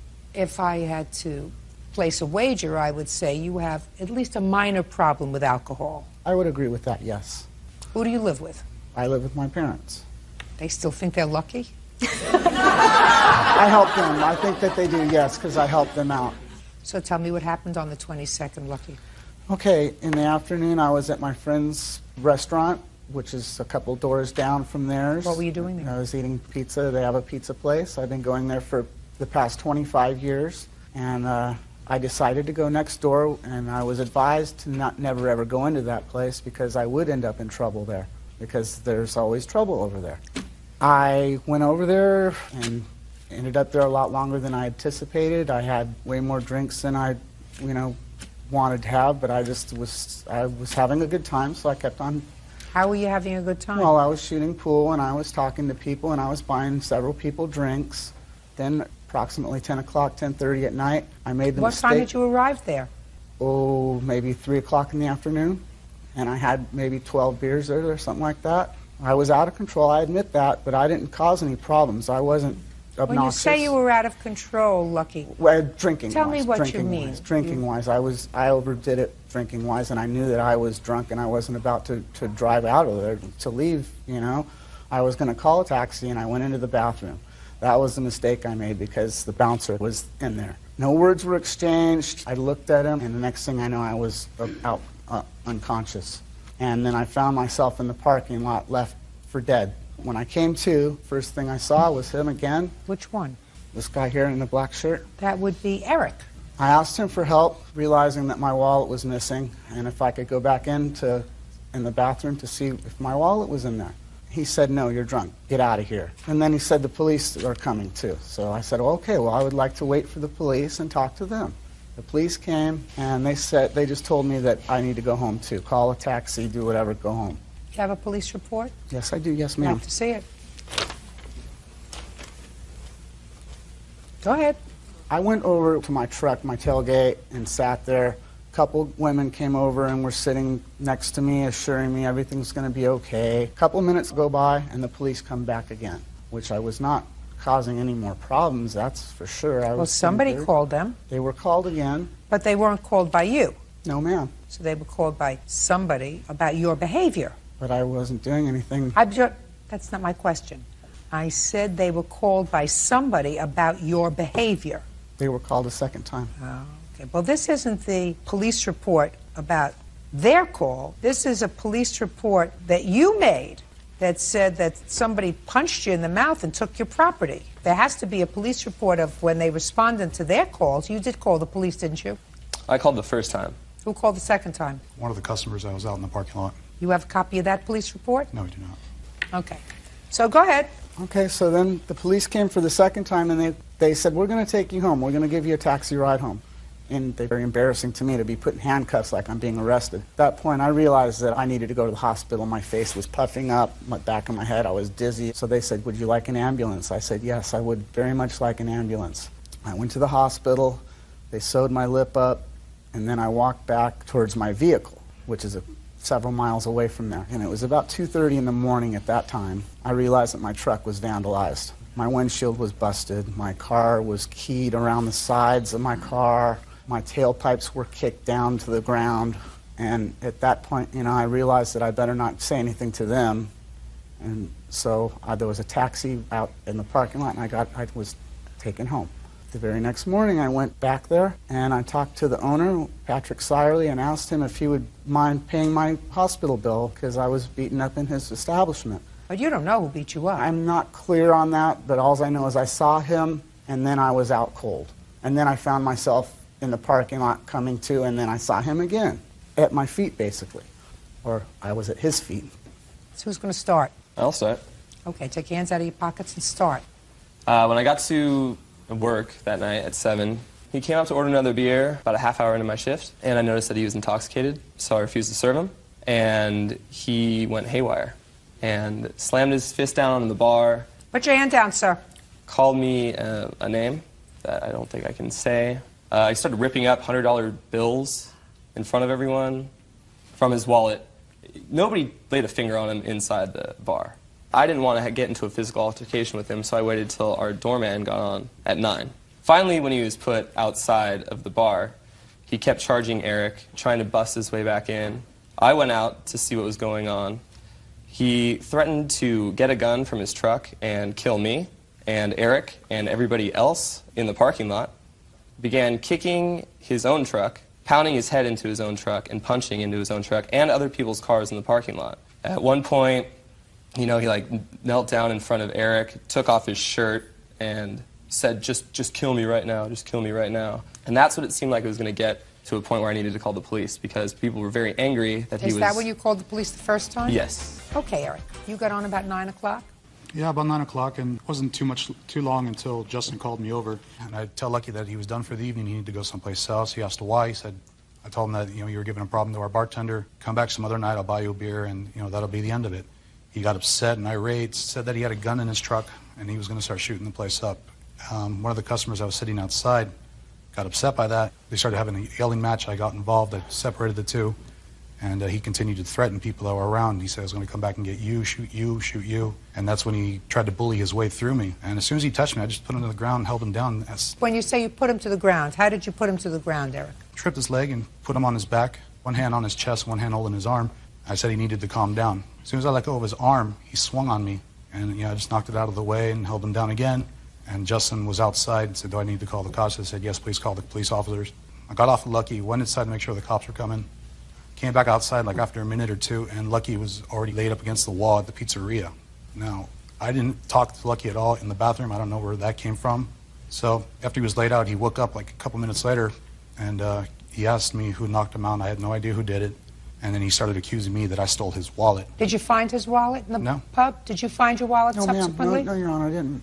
The police officers came. They spoke with him. They spoke with me. They said they needed to take another call, but he was going to leave the area. He was walking down the alley. As soon as the cops were out of sight, he came back and continued to talk to some other person who wasn't even there that night. Where were you when you observed this? Standing at the door. You remember any of that, sir? No, ma'am. I never left that parking lot. I was waiting for the police to come because I wanted to. The police came already, sir. They came and they left. Right, and then they came back a second time. Right. My question is, why did they have to come back a second time? Why didn't you just leave? Because I was very drunk. I wasn't about to go anywhere, and I was sitting on my tailgate wondering, what am I going to do now? Listen to me very carefully, sir. When you're very drunk, it's very, very difficult for a court to make a judgment as to the veracity, the truthfulness of what you testify to, and to give any credence to what you testify to. You are asking me to believe you above two people who were working that evening, sober that evening, have a clear recollection, at least according to them, of what transpired that evening, as opposed to believing you, who was so drunk they didn't know on which pole they were at. Ma'am, I'm saying that they're lying about this whole thing, that he's saying that he didn't give me any more drinks after 7 o'clock at night. I was in there drinking heavily. I was having beer after beer, and they gave me way too many beers, in my opinion. I don't think that How that's old right. are you? I'm 41. So is this what your complaint is, sir, that the bar overserved you? Yes, ma'am, one thing. I don't think that that should Eric, happen. we started this case by my saying to you, do you have a drinking problem? And you said to me, oh, I don't think so. Maybe a little. That's like being a little bit pregnant. You never have a little bit of a drinking problem, Lucky. Now, if you were 18 years old, I would say, I'm going to nail them, because a bar should know that a kid comes in and you don't serve a kid more alcohol than they can consume. When you're 41 years old, you're supposed to know how much alcohol you can consume and still have your wits about you. And according to you, you were warned. Don't go in there. There's always trouble in that bar. But when you were at this place twice before, according to you, you had no trouble. So they clear for any reason. I believe that they do have it in for me. Explain that to me. Because mainly there's just Mexicans in there, and they always call me white boy. Lucky. Did they call you white boy on the 15th of July? No. Did they call you white boy the month before that when you went in there? No. You didn't change composition from July 15th to July 22nd, did you? You were drunk. Stop blaming the rest of the world. You were drunk.